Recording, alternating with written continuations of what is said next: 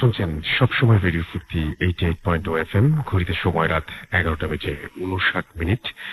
আমি রাসেল আছির সাথে, আমার সাথে রয়েছে মাসুম, আমার সাথে রয়েছেন জিলানি, যিনি আসলে আমরা পরিচয় করে দিইনি কখনো এভাবে, কারণ সবসময় পেছনের থেকে যে মানুষটি কাজ করেন, আমরা বিশেষ করে যারা আপনারা আমাদের আউটডোর শোগুলো শোনেন, তারা হয়তো কখনো শুনে থাকবেন না।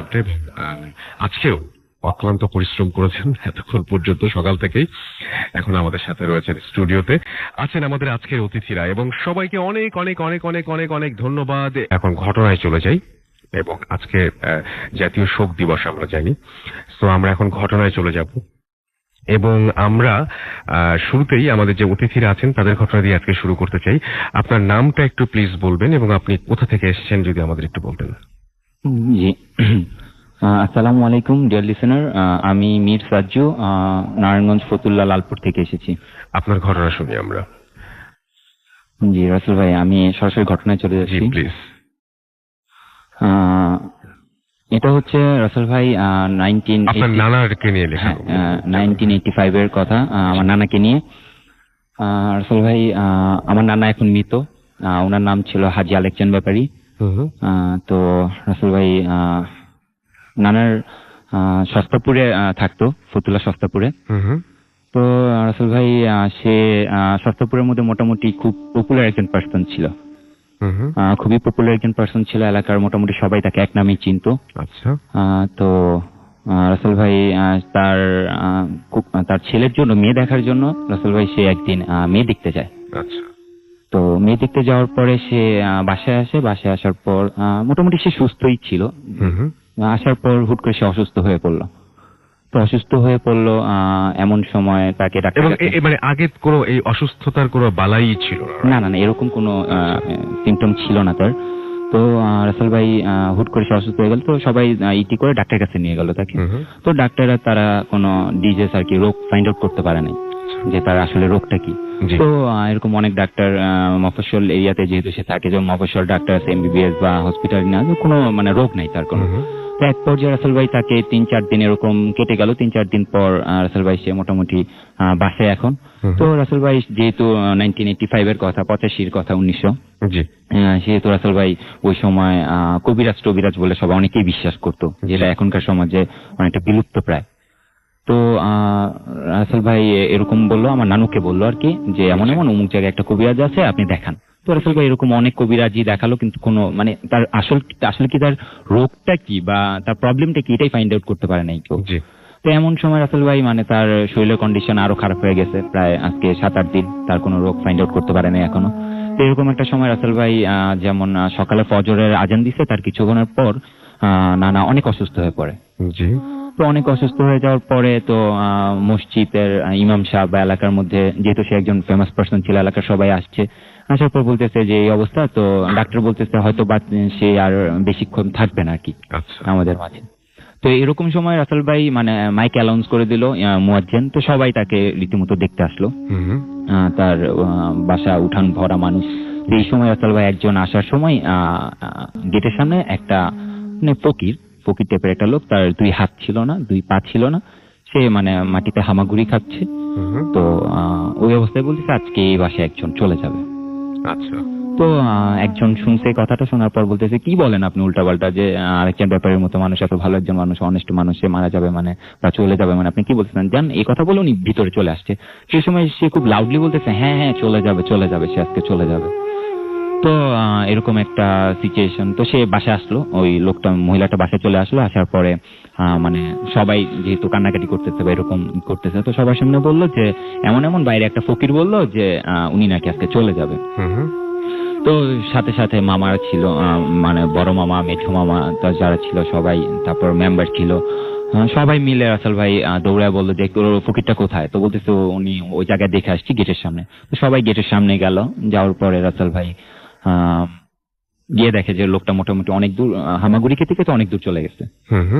তো অনেক দূর চলে গেছে। তারপর সবাই গিয়ে বললো যে এমন এমন, আসলে কারণটা কি, আপনি কেন এরকম একটা কমেন্টস করলেন যে সে চলে যাবে বা সে থাকবে না? তো বলতেছে এটা আমার ইচ্ছা। তো বলতেছে যে আপনার ইচ্ছা, ঠিক আছে, তো আপনি বলবেন না আপনি কিভাবে জানতেন, বা বলে আমার ইচ্ছা, আমি বলবো না। তো বলতেছে যে এই সময় আমার একটা মামা তার মানে তাকে জড়ায় ধরছে আর কি।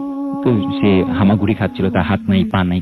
তো জড়ায় ধরা বলতেছে, বাবা আপনি কিছু তো একটা বলবেন, হ্যাঁ কিছু তো একটা বলবেন যে কেন আপনি এরকম কমেন্টস করলেন, বা এটার কোনো নিরাময় করার মতো কোনো ওয়ে আছে কিনা। তো বলতেছে যে মানে উনি আর কি ব্যাপারটা খুব নর্মাল ভাবে নিচ্ছে যে না আমি বলবো না, একদম ডিটারমাইন্ড উনি নাসরবান্দা বলবে না।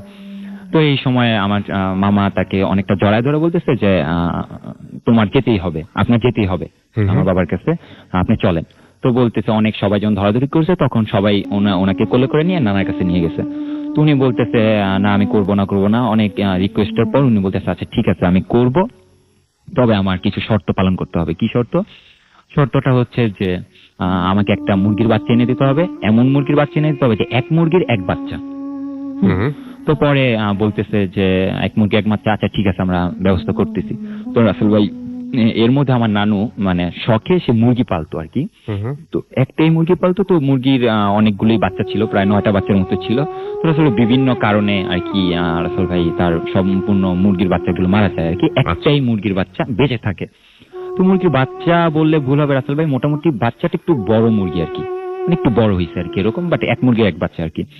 তো এই সময় রাসেল ভাই সে মুরগির বাচ্চাটা সবাই গিয়ে নিয়ে আসে, আসার পর ফকিরকে দেয় যে নেন আপনার বাচ্চা দিলাম, এখন আপনি দেখেন কিভাবে সুস্থ করতে পারবেন, চিকিৎসা করতে পারবেন কিনা। তো রাসেল ভাই উনি বললো যে আমাকে আগে পারমিশন দিতে হবে যে আমি চিকিৎসা করব কিনা। বলছে কেন? বলছে আমি আমার চিকিৎসাটা এরকম যে আমার চিকিৎসা আমি করব, ট্রিটমেন্ট করার পর এমনও হতে পারে যে তোমার বাবা কিছুক্ষণের মধ্যে মারা গেছে, আবার এমনও হতে পারে যে সে আমার চিকিৎসা যদি সম্পূর্ণ ঠিকঠাকভাবে হয় এখনই সুস্থ হয়ে যাবে। তাহলে ব্যাপারটা বেশি রিস্কি ছিল। হ্যাঁ খুবই রিস্কি ছিল। তো এই সময় রাসেল ভাই মানে সবাই কান্নাকাটি, এবং রাসেল ভাই বলে রাখা ভালো তাকে উত্তর দক্ষিণ প্রায় শোয়া ফেলছিল আর কি, যে কিছুক্ষণের মধ্যে যেহেতু চলে যাবে। তো ডাক্তার ছিল 2-3 জন। তো এরকম মামারা বললো যে এখন কি করবো, আপনারা তো চিকিৎসা করলেন বা ট্রাই করলেন, আপনার কোনো ডিজিজ ফাইন্ড আউট করতে পারলেন না, তো এখন কি করব? তো বলতেছে যে দেখেন আসলে এখন আমাদের হাতে কিছু নাই, টোটালি আল্লাহর হাতে। তো দেখেন উনি যেহেতু লাস্ট ট্রাই করতে চাচ্ছে, তাকে একটা অপরচুনিটি দেওয়া উচিত। তো রাসেল ভাই বললো, তো মামা নানু সবাই ডিসকাস করে তাকে বললো যে আচ্ছা ঠিক আছে আপনি আপনার চিকিৎসা শুরু করেন। তো রাসেল ভাই সে বললো যে তার তো হাত পা নাই রাসেল ভাই। তো সে বলতেছে যে আলেকচান ব্যাপারী, ওর নাম কি? বলতেছে হাজি আলেকচান ব্যাপারী। বলছে উনার যে ওয়াইফকে নিয়ে আসেন। তো আমার নানু গেল, যাওয়ার পর বললো যে আপনি খুব সফট ভাবে মুরগির বাচ্চাটা ধরবেন, যাতে আপনি খুব হার্ড ভাবে ধরলে মুরগির বাচ্চাটা মারা যেতে পারে। খুব সফট ভাবে ধরবেন, ধরে উনার বুকের মধ্যে 3টা বাড়ি দিবেন, আঘাত করবেন। 3টা আঘাত করার পর মুরগির বাচ্চাটা ছেড়ে দেবেন। যদি মুরগির বাচ্চাটা দৌড়ে চলে যায় তাহলে হাজি আলেকচান ব্যাপারে আজকেই শেষ। আর যদি বেঁচে থাকে তাহলে যদি মারা যায় মুরগির বাচ্চাটা, তাহলে হাজি আলেকচান ব্যাপারী সুস্থ হয়ে যাবে। কিন্তু খুব আস্তে করে বাড়িটা দিতে হবে, মানে এমন ভাবে বাড়ি দেওয়া যাবে না যে মুরগিটা মারা যায়, এবং সফট করে ধরতে হবে, যাতে হাত দিয়ে মুরগিটার বাচ্চাটাকে না মেরে ফেলা হয় আর কি, চালাকি না করা হয়। তো নানু বলে আছে ঠিক আছে। তো রাসেল ভাই নানু মুরগির বাচ্চাটা নিল, নেওয়ার পরে রাসেল ভাই নানু খুব আস্তে ধরছে, এত আস্তে ধরছে নানু বলতেছে আমি ফিল করতে পারতেছি না যে একটা মুরগির বাচ্চা আমি ধরে রাখছি। আসলে একটা মুরগির বাচ্চা ধরলে কিন্তু খুব নড়াচড়া করে বা নড়াচড়া করার চেষ্টা করে। তার পাখাও বাঁধা ছিল না, তার পা দুটোও বাঁধা ছিল না, কিন্তু রাসেল ভাই যে মুরগির বাচ্চাটা অতটা নড়াচড়া করতেছিল না, খুব সফট ভাবে তার হাতে আসলো। তো সে খুব সফট ভাবে 3টা আঘাত করলো নানার বুকে। 3টা আঘাত করার পর রাসেল ভাই মুরগির বাচ্চাটা যখন ছেড়ে দিল, তখন রাসেল ভাই মুরগির বাচ্চাটা মানে অনেকটা মানে মৃত্যুর যন্ত্রণা ফিল করতে করতে করতে করতে মারা গেল কিছুক্ষণের মধ্যে, 2-3 সেকেন্ডের মধ্যেই। তো নানু তো রাসেল ভাই টোটালি অবাক হয়ে গেল যে এত আস্তে বাড়িতে একটা মুরগির বাচ্চা মারা যায় কিভাবে। রাইট। হ্যাঁ আমি এত আস্তে এত সফট ভাবে দৌড়ছি, কিন্তু এটা মারা যাওয়ার কথা না, মানে এত মানে আস্তে করে আঘাত করলে একটা মুরগির বাচ্চা ভাবে 3টা আঘাত দিলে আসলে কোনো বাচ্চা মারা যাওয়ার কথা না। এবং আপনি বলছিলেন তখন আমাকে যে বাচ্চাটা একদম যে ছোট তাও নয়, বেশ বড়ই ছিল। তো রাসেল ভাই পরে মুরগির বাচ্চাটা মারা গেল। ওই জিনিসটা তো নিশ্চয়ই খুব আশ্চর্যের যে একটা মুরগির একটা বাচ্চা লাগবে। তো রাসেল ভাই পরে মুরগির বাচ্চাটা মারা গেল। মারা যাওয়ার পর রাসেল ভাই সবার মুখে মোটামুটি একটা মানে সুখের একটা ছাপ দেখা গেল, সবাই খুশি। তো এর মধ্যে রাসেল ভাই ফকির নানা কিন্তু কথা বলতেছে না, এবং লাস্ট 7 days তার সেই স্পিচলেস ছিল, টোটালি সে প্যারালাইজড এর মতো কোনো কথা বলেনি। তো এই সময় রাসেল ভাই ফকিরটা বললো কি যে একটা লাঠি নিয়ে, ওর কিচ্ছু হয় নাই, ও টোটালি সুস্থ, ওরে পিঠে সোজা কর। তো পরে বলতেছে যে নানু বলতেছে না সে অসুস্থ মানুষ, মানে ওরকম কারো সাহস ছিল না তাকে আঘাত করার। তো বলতেছে আমি বলতে একটা লাঠি নিয়ে ওর পিঠে মানে দাঁড়া করা, ওর কিচ্ছু হয় না, ও টোটালি সুস্থ। তো রাসেল ভাই এরকম করলো। তারপর মোটামুটি সবাই ধরাধরি করে তাকে শোয়া অবস্থা থেকে বসানোর পর ফকির বললো যে তুই আমাকে কোলে নিয়ে আমাকে মসজিদের সামনে নিয়ে যা। আচ্ছা। তো রাসেল ভাই এটা বলে রাখা ভালো যে নানার বাসার পাশেই একটা মসজিদ ছিল, ওইটা নানারই করা। তো একদম বাসার পাশাপাশি, মানে ওয়ালের এই পার আর ওই পার আর কি। আচ্ছা। তো রাসেল ভাই নানা তাকে কোলে নিয়ে মসজিদে নিয়ে গেল আর কি। মসজিদের সামনে নিয়ে যাওয়ার পর নানাকে বললো যে তুমি আজকে তওবা করো যে তুমি সবসময় মানুষের সুখে দুঃখে থাকবা, এবং তোমার লাইফে অনেক ফল্ট ছিল যেগুলো হয়তো তুমি জানো না, তাই এইগুলো আমি বলতেও চাই না, বাট আজকে থেকে বলো খুব অনেস্ট ভাবে তুমি চলাফেরা করবা। এবং তোমার আরেকটা কাজ আছে, সেটা হচ্ছে তুমি ফতুল্লা গরুহাটে যাবা, গরুহাটে গিয়ে একদমে একটা গরু কিনবা, এবং সবচেয়ে বড় গরু হতে হবে ওটা, ইসের মধ্যে, হাটের মধ্যে। কোনো দামাদামি করতে পারবে না, যা চায় তাই দিয়েই তুমি গরুটা নিয়ে আসবা, এবং খিচুড়ি রান্না করো বা ভাত রান্না করো, যাই রান্না করো কিনা, ওই গরুর মাংস দিয়ে সবাইকে খাওয়াবা। তবে যাদের যাদের খাওয়া তাদের মধ্যে কেউ তোমার আত্মীয় বা কেউ তোমাদের ঘরের মেম্বার হতে পারবে না, বা তোমাদের ফ্যামিলির কেউ হতে পারবে না, বা তোমার আত্মীয় স্বজন কেউ হতে পারবে না। টোটালি যারা একদম দরিদ্র তাদের খাওয়াই দিবা। তো বলছে আচ্ছা ঠিক আছে। তো উনি রাসেল ভাই পরের দিন বলে ফকিরটা চলে যায় আর কি। তো রাসেল ভাই চলে যাওয়ার পর মোটামুটি নানা সুস্থ, তখন আর ওই দিকে আর কেউ কারো লক্ষ্য ছিল না যে ফকিরটা কোথায় গেল বা কি করলো, সবাই নানাকে নিয়ে মাতামাতি আর কি। তো এর মধ্যে ফকিরটা চলে যায় যেভাবেই হোক। তো নানা বাসায় এসে পড়ে। তো রাসেল ভাই বলে রাখা ভালো যে আমার নানার বিজনেসটা ছিল এটা যে আপনার নদী পারাপারের হওয়ার সময় যে আর কি রাসেল ভাই একটা ট্যাক্স দিতে হয় আর কি, যেটা গভর্নমেন্টকে। তো ট্যাক্স দিতে হয়, এটা এভাবে হয় রাসেল ভাই যে আপনার 99 বছরের জন্য ডাক নিয়ে আসতে হয়, লিজ নিয়ে আনতে হয় গভর্নমেন্ট থেকে। তো তখন 99 বছরের জন্য লিজ নিয়ে আনতে হয়, তারপর 99 বছর সে খাবে, তারপর 99 বছর পর গভর্নমেন্ট তার এটা সিজ করে নিয়ে যাবে। তো আর আরেকটা ছিল রাসেল ভাই গরুর হাট, ফতুল্লা গরুর হাট যেটা। তো রাসেল ভাই সে একটানা 35 বছর পর্যন্ত গরুর হাট ডাকছে। তো তখন রাসেল ভাই তার এটা ছিল লাস্ট, তার গরুর হাট ডাকা ছিল 31 নম্বর গরুর হাট, এবং রাসেল ভাই সে একা যেত এবং একাই হাট ডেকে একা নিয়ে আসতো। তো এই সময় রাসেল ভাই মোটামুটি তার এই ঘটনাটার পরে 1 মাস পর তো রাসেল ভাই তার হাট ডাকার টাইম আসছে, প্রায় কোরবানির সময়। তো হাট ডাকার টাইম আসছে, তখন সে মানে ঢাকায় যখন আসবে হাট ডাকার জন্য, তো যাদের নিয়ে যায় বা ওদিকে গিয়ে যার মাধ্যমে ডাকে, তো তারা নাকি ফোন করে বলছে নানাকে যে এবার আপনি হাট ডাকতে আসেন না। তো বলতেছে কেন আমি হাট ডাকতে আসবো না? বলতেছে এবার ঢাকার কিছু পার্টি আছে, তারা বলছে যদি আপনি এবার হাট ডাকতে আসেন তাহলে আপনাকে মেরে কেটে রেখে দিবে দিয়ে। তো বলতেছে কেন, আমার কি অপরাধ? বলছে আপনি টানা 31 বছর পর্যন্ত একা হাট ডেকে আসতেছেন, এটা তো একটা ব্যাপার আছে। তাছাড়া আপনি ওদিকে আজার ইজারার মালিকও আপনি, নদী পারাপারের সম্পূর্ণ ট্যাক্স আপনি নিচ্ছেন, এই দিক দিয়ে আপনি হাট ডাকতে এবার আইসেন না। আর ব্যাপার হিসাবে আপনি তো তেমন আবার নানা কি রাসেল ভাই বলে রাখা ভালো, একটু গ্যাদারিং পছন্দ করতেন, খুব সরল সোজা টাইপের মানুষ ছিল। তো বলতেছে আপনি এবার আইসেন না। তো বলতেছে আচ্ছা ঠিক আছে আমি আসবো না। তো রাসেল ভাই বলে রাখা ভালো, তার ফতুল্লায় রাইস মিল ছিল। তো রাইস মিল ছিল, তো রাসেল ভাই সে রাইস মিলে বসে বসে ভাবতেছে যে প্রত্যেক বছর আমি টানা 31টা বছর আমি একা হাট ডেকে নিয়ে আসি, এই বছর আমি যাবো না। এবং রাসেল ভাই নানা ডিটারমাইন্ড ছিল যে আমি এবার হাট ডাকতে যাবো না, কারণ আমার জীবন আগে বড়, একটা হাট ডাকার নিয়ে আমার জীবন চলে যাবে। তারপরে তো পরে রাসেল ভাই সে চিন্তা করতেছে যে তার কি 1 মাস আগের কথা চিন্তা করতেছে যে ফকির বাবা যে গেল আমাকে সুস্থ করে, তারপর তো দেখা হলো না। তো পরে আসলে এই সময় সে মানে নিচের দিকে তাকাচ্ছিল, সে দেখলো একটা মানে শাইনিং একটা লাইট তার নিচের মধ্যে। তো লাইট দেখে সে সামনের দিকে তাকালো, দেখলো যে ফকির বাবাটা যে যার হাত ছিল না, 2টা হাত ছিল না, 2টা পা ছিল না, সে মানে হাত পা সহকারে মানে একটা লাইটিং টাইপের একটা হোয়াইট কালার ড্রেস পরে মানে তার সামনে দাঁড়ায় আছে। তো সে তো রাসেল ভাই রীতিমতো যখন প্রথম দেখেছিল তখন তো হাতটা কাটা ছিল না, কিছু ছিল না, এবং পুরোপুরি সুস্থ সবল এবং উঁচা লম্বা, এবং খুব রাসেল ভাই এটা নানুর মুখে শুনছি যে নানা তার ডিসক্রিপশনটা এইভাবে দিয়েছিল যে সে যেমন একজন খুব আলেমদার একজন মানুষ, যেমন তার চেহারা দিয়ে একটা লাইটিং ভাব, একটা নূর ঝরতেছে এরকম, তার ড্রেসের থেকে একটা সুগন্ধ এরকম কিছু পাচ্ছিল। তো রাসেল ভাই তখন বললো যে নানা চেয়ার ছেলে দাঁড়ায় গেল যে বাবা আসসালামু আলাইকুম বাবা, আপনি আসলেন। বলতেছে আমি আজমি শরীফ ছিলাম, তো স্মরণ শুনে আমি চলে আসলাম, এটা উনার মুখের কথা আর কি। তো পরে নানা বললো যে আমি তো এরকম এরকম একটা বিপদে আছি বাবা। তো বলতেছে যে আমি জানি তুই কি বিপদে আছিস, তুই চিন্তা করতেছিস যে তুই হাত ডাকতে যেতে পারবি কিনা বা আসলে তোর কোনো প্রবলেম হবে কিনা। তো পরে বলতেছে যে হ্যাঁ বাবা আপনি তো সবই জানেন, তো এখন কি করতে পারি আমি। তো বলতেছে একটা কাজ কর, তুই একদমে একটা গামছা এবং একদমে 2.5 কেজি জিলাপি নিয়ে আয়, কোনো দামাদামি করতে পারবি না। তো বলছে আচ্ছা ঠিক আছে। তো একটা লোক পাঠালো নানা ওই অবস্থায় যে তুমি একদমই জিলাপি নিবা 2.5 কেজি, যা চাবে তাই দিবা, কোনো দামাদামি করবা না, আর একদম একটা গামছা নিয়ে আসো। তো গামছা নিয়ে আসলো। আসার পর ওই সময় রাসেল ভাই মানে তার বাবা তাকে বলতেছে আর কি, আমার নানাকে, যে তোর এবার প্রবলেম হবে না আশা করি, তুই যাইস, তোর পরশুদিন তো হাত ডাকার টাইম, তুই একা যাবি, তোর কোনো প্রবলেম হবে না আশা করি, তুই যদি বিশ্বাস রাখোস তুই যেতে পারিস, এবার তোর উপর বিশ্বাস রেখে, তুই আল্লাহর উপর বিশ্বাস রেখে তুই যেতে পারিস।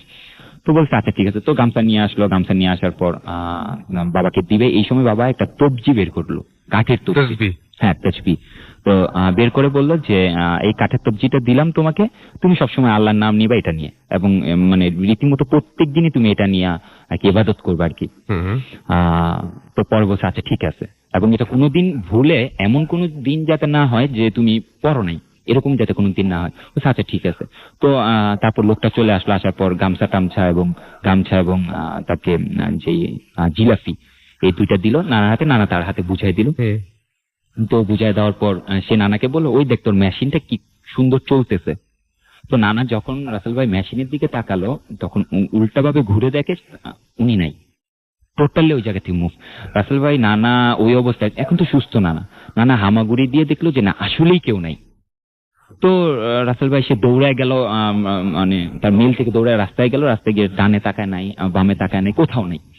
তো রাসেল ভাই সে আবার ব্যাক করে আসলো তার রাইস মিলে আসলে, এসে বললো যে আচ্ছা আমি কি এতক্ষণ কি মানে ঘুরেছিলাম, মানে কোন কিছুতে ছিলাম, আচ্ছা তুমি কি সত্যি কি গামছা নিয়ে আসছো, বা তুমি সত্যি কি জিলাপি নিয়ে আসছো? বলে হ্যাঁ আপনি তো বললেন জিলাপি আনতে, গামছা আনতে, আমি নিয়ে আসলাম একদমে, আপনাকে এনে দিলাম। বলছে আমি কি করছি? বলে আপনি কি করছেন এটা তো জানি না, আমি আপনার হাতে দিয়ে চলে আসছি। তো পরে বলতে তো আচ্ছা ঠিক আছে যাও। তো না রাসেল ভাই মোটামুটি তো রাসেল ভাই বাসায় আসলো। নানা আসার পর যে মসজিদে যে ইমাম সাহেব ছিল তাকে বললো পুরোপুরি কাহিনীটা। তো মসজিদ ইমাম সাহেব বললো যে যেহেতু আপনাকে এরকম জীবনের হাত থেকে উনি একবার বাঁচাইছে, সেটা আমরাও দেখছি। এবং রাসেল ভাই যারা 1985 এর সময় সস্তা পড়ছিল, তারা এখনো পর্যন্ত সবাই জানে এই কথাটা আর কি, এই স্টোরিটা। তো রাসেল ভাই তখন সে হুজুরকে বললো, হুজুর পারমিশন দেওয়ার পরে হুজুর বললো যে আপনি দেখেন যেটা ভালো মনে করেন সেটাই করেন, তবে আমি বলি যে আপনি বিশ্বাস করতে পারেন, যেহেতু আপনাকে মৃত্যুর হাত থেকে সে বাঁচাইছে। তো রাসেল ভাই রীতিমতো সে পরশুদিন যাওয়ার পরে সে হাত ডাকতে গেল। হাত ডাকতে যাওয়ার পর হাত ডেকে চলে আসলো। তো বাসায় এসে রাসেল ভাই সে বললো যে আমি গোটা 31 বছর পর্যন্ত একা হাত ডেকে আসছি, আমার মানে কোনো না কোনো প্রবলেম ছিল প্রতিবারই, কিন্তু এইবারই প্রথম যে আমি খুব মানে কোনো প্রবলেম ছাড়াই আমি একা হাত ডেকে চলে আসছি, খুব সুন্দরভাবে হাত ডেকে চলে আসছি। তো রাসেল ভাই তারপর সে হাত ডেকে নিয়ে আসছে, তার অনেক কাজ। তো মোটামুটি কাজ করতে করতে সে বাবার কথা অনেকটা ভুলেই গেছে। তো রাসেল ভাই এর মধ্যে একটু বলে রাখা ভালো যে সে বাবা যে তসবিটা দিয়ে গেছিল যে এটা প্রত্যেকদিন তুমি আল্লাহর নাম নিবা এটা নিয়ে। তো রাসেল ভাই প্রত্যেক দিনে করছে, কিন্তু কোরবানির ঈদের কিছুদিন আগে সে একটা দিন রাতে ভুলে গেছে, মানে টোটালি সারা দিনে ভুলে গেছে যে এটা ধরতে হয় বা এটা নিয়ে ইবাদত করতে হয়। তো রাসেল ভাই তখন 1টা বাজে হামাগুড়ি দিয়ে উঠে ঘুম থেকে উঠে বলতেছে যে তার স্ত্রীকে বলতেছে আমার তসবিটা কোথায়? তো বলছে তসবিটা আপনার আলমারিতে রাখেন, আলমারিতেই আছে। তো আলমারিতে গিয়ে দেখে তসবিটা নাই। তো ওই যে রাসেল ভাই ফকির আগেই বলে গেছিল, বাবা আগেই বলে গেছিল যে যেদিন তুমি এটা মানে প্রয়োজন মনে করবা না তোমার, বা যেদিন তুমি এটা স্মরণ করবা না, সেদিন আমি নিয়ে যাবো এটা। তো রাসেল ভাই এমন করে তসবিটাও সে হারাইছে, সে তসবিটার পায় নাই অনেক খোঁজাখুঁজির পরেও। তো রাসেল ভাই পরে সে মোটামুটি প্রায় 7 থেকে 8 বছর চলে গেছে, মোটামুটি সুস্থই ছিল। 8-9 বছর পরে রাসেল ভাই, এখন টাইমটা হচ্ছে, এটা হচ্ছে 1994 এর কথা, 94-95 এর কথা। তো ভাই সে আস্তে আস্তে মানে অসুস্থ হয়ে যাচ্ছে। তো মোটামুটি ডাক্তার দেখালো, ডাক্তার বিভিন্ন ধরনের রোগ তাকে, আবার অসুস্থতা ফিরে আসলো, আবার অসুস্থতা হলো। তারপরে রাসেল ভাই সে অসুস্থ যখন হয়ে গেল, তখন এর মধ্যে রাসেল ভাই সে একদিন বারান্দায় আসছে তার ওয়াইফকে নিয়ে। তার বারান্দা থেকে মোটামুটি মসজিদটা খুব সুন্দরভাবে দেখা যেত। তো রাসেল মসজিদটা এমন ছিল যে মসজিদের মানে গম্বুজ ছিল, এবং গম্বুজের উপর একটা চাঁদ ছিল। তো চাঁদের মধ্যে দেখতেছে ফকিরটা এসে দাঁড়ায় আছে, তার ওয়াইফ দেখছে। তো দেখার পর বলতেছে যে ওই দেখো ফকিরটা। এর মধ্যে রাসেল ভাই ফকিরটা চলে গেছে, তো নানা দেখতে পারে না আর। তো এই দুই তিন মাস পর রাসেল ভাই নানুর স্বপ্ন দেখাইছে যে এমন এমন তোর হাজবেন্ড তো আমার কথা শুনলো না, তো তোর হাজবেন্ড তো এখন অসুস্থ, তো আমি তোর হাজবেন্ডের জন্য কিছু দিব, তুই পুরান কোর্টের পুরান মাজারে আয়, অতটা বাজে আমি আসবো। হ্যাঁ, ঢাকার। তো নানু বলছে আচ্ছা ঠিক আছে, তো সবার সাথে শেয়ার করার পর বলছে আচ্ছা ঠিক আছে। তো ওই দিনে রাসেল ভাই নানু মামা আর পুরান কোর্টের পুরান মাজারের দিকে আসে। তো আসার পর রাসেল ভাই আসছে, এসে দেখে কেউ নাই, মানে ওনাকে অনেক খোঁজাখুঁজি করছে, কেউ নাই। তো তারা যখন বাসার দিকে ব্যাক করবে তখন রাসেল ভাই বলতেছে যে দেখে একটা গোল ভাবে অনেকগুলো মানুষ দাঁড়ায় আছে। তো দাঁড়ায় আছে, বলতেছে আপনারা কেন দাঁড়ায় আছেন ভাই, এরকম কিছু। বলছে আমরা জানি না, তবে এদিকে একটা এই মাজারে একটা লোক আসছিল, খুব উঁচা লম্বা সাদা একটা পোশাক পরে আসছিল। উনি যখন মাজারে প্রবেশ করছে তখন সারা মাজারটা সুগন্ধে ভরে গেছে। ওরাও অবাক যে এই কেমন মানুষ যে পুরা মাজারটা ভরে গেছে। এবং মাজারের মধ্যে খাদেম টাদেম ছিল, হুজুর টুজুর ছিল, তারাও তাকে খুঁজতেছে যে কে এমন লোক যার জন্য এত পুরো মাজারটা পর্যন্ত হয়ে গেছে। এবং রাসেল ভাই হুজুরদের কথা ছিল যে উনি যখন আসছে তখন মানে মাজারের মধ্যে অন্যরকম একটা মানে ফিল করতেছে আমরা সবাই যে কিছু একটা ঘটতেছে মাজারের মধ্যে। তো রাসেল ভাই নানুর যেহেতু লেট হয়েছে সেহেতু সে চলে গেছে। তো রাসেল ভাই হুজুরে গিয়ে নানু বললো যে এমন এমন আমাকে স্বপ্ন দেখাইছে যে এমন আসার জন্য, তো আমি আসছি কিন্তু উনাকে পেলাম না। তখন হুজুর বললো যে আপনার খুব আনলাকি যে এরকম একটা মানুষের মিস করলেন বা স্বর্ণপন্ন হতে পারলেন না। তো এই ছিল আমার ঘটনা। তারপরে কি, তারপর আপনার নানুর কি হলো সেটা তো বললেন না। আচ্ছা রাসেল ভাই, তো রাসেল ভাই তারপর মোটামুটি নানা অসুস্থ হয়ে পড়লো। তো আস্তে আস্তে এতই অসুস্থ হয়ে পড়লো যে তার শেষ পর্যন্ত আর বেঁচে থাকে নাই। মাসখানিকের মধ্যে রাসেল ভাই এর মাঝখানে আপনার নানি ফিরে আসার পরে আপনি কিছু মিস করছেন, ফিরে আসার পরে উনি স্বপ্ন দেখছিলেন। ও আচ্ছা রাসেল ভাই, হ্যাঁ রাসেল ভাই তো নানু চলে আসছে, চলে আসার পর রাসেল ভাই নানু কিছুদিন পর স্বপ্ন দেখে যে তোর হাজবেন্ড তো আমার কথা শুনলোই না, এবং লাস্ট পর্যন্ত তোকেও টাইম মতো আসতে বললাম, তুইও টাইম মতো আসতে পারলি না, ঠিক আছে? তো হয়তোবা তোর হাজবেন্ড আর বেশি দিন বাঁচবে না, তবে তোর হাজবেন্ডের যদি শেষ কোনো ইচ্ছা থাকে তাহলে এগুলো পূরণ করে নিতে বলিস, খুব বেশি দিন বাঁচবে না। তো রাসেল ভাই এর কিছুদিন পরেই রাসেল ভাই নানা মারা যায় আর কি। এটা 1999 কাহিনী। যে আচ্ছা, তাহলে আমি কতগুলো প্রশ্ন করি। প্রথম যখন অসুস্থ হয়েছিলেন, তারপরে এই ফকিরের মাধ্যমে যখন উনি সুস্থ হলেন, তারপরে কত বছর উনি বেঁচেছিলেন সুস্থভাবে? রাসেল ভাই তখন টানা 9 থেকে 10 বছরের মতো তিনি বেঁচেছিলেন। ওকে, থ্যাংক ইউ ভেরি মাচ। আমি খুব অবাক হয়েছি এই ঘটনাটায়। একটা মানুষকে বিভিন্ন সময় বিভিন্ন রকম ভাবে দেখা যাচ্ছে। যখন প্রথম তিনি এসেছিলেন তখন বলছে যে কবজির ওপর থেকে কাটা একটা মানুষ, এবং তার হাত ছিল না। খুব আকস্মিক ভাবে, খুব অস্বাভাবিক একটা রকম ভাবেই তার সাথে দেখা হয়ে যায় পরিবারের সদস্যদের, এবং তিনি একটা মরণাপন্ন মানুষকে সুস্থ করে তোলেন, যিনি তার পরবর্তী 9-10 বছর বেঁচেছিলেন। এবং তারপরে পরবর্তী সময় তাকে যখন দেখা যায় তখন তিনি একজন সুস্থ স্বাভাবিক মানুষ, এবং তখন তার ওই হাতের বা পায়ের হাতের কোনো ধরনের কোনো সমস্যা ছিল না, একদম সাধারণ একজন মানুষ। এবং তারপরেও তার সঙ্গে তৃতীয়বারের মতো দেখা হয়, যখন কথা থাকে তার সাথে দেখা হয় না, কিন্তু তিনি যে আসলে বিশেষ কিছু সেটা টের পেয়ে যান সেই মাজারে আসা অন্যান্য সব লোকজন।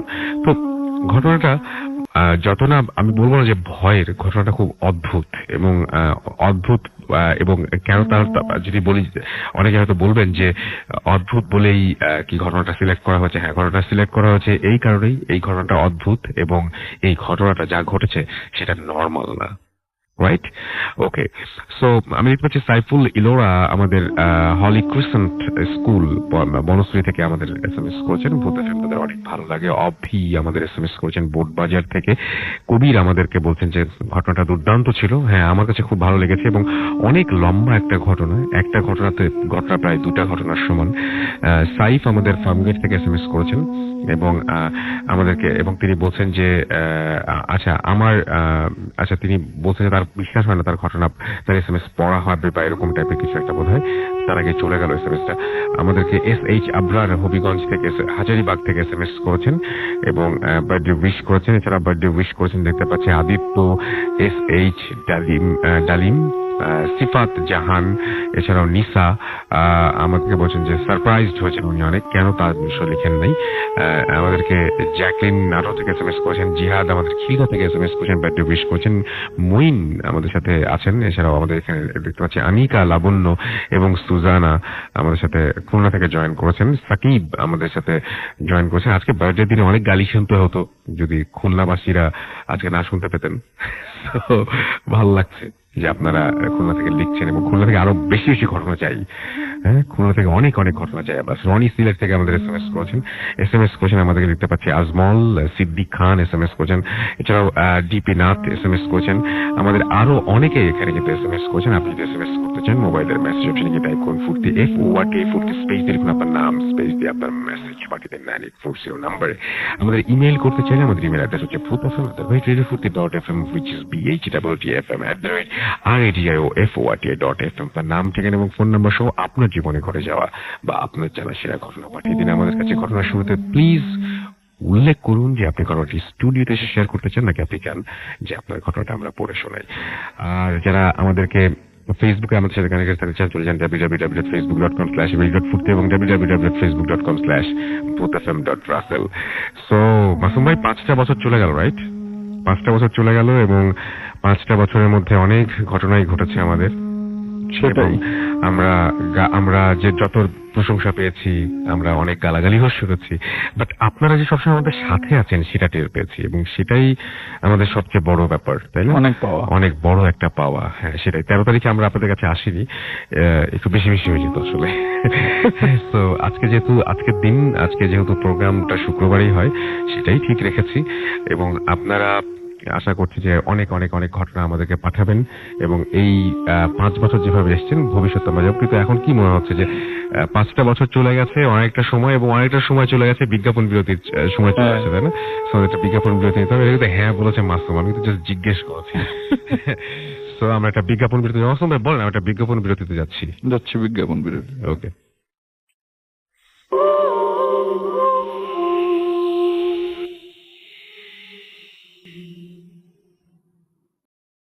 Welcome back.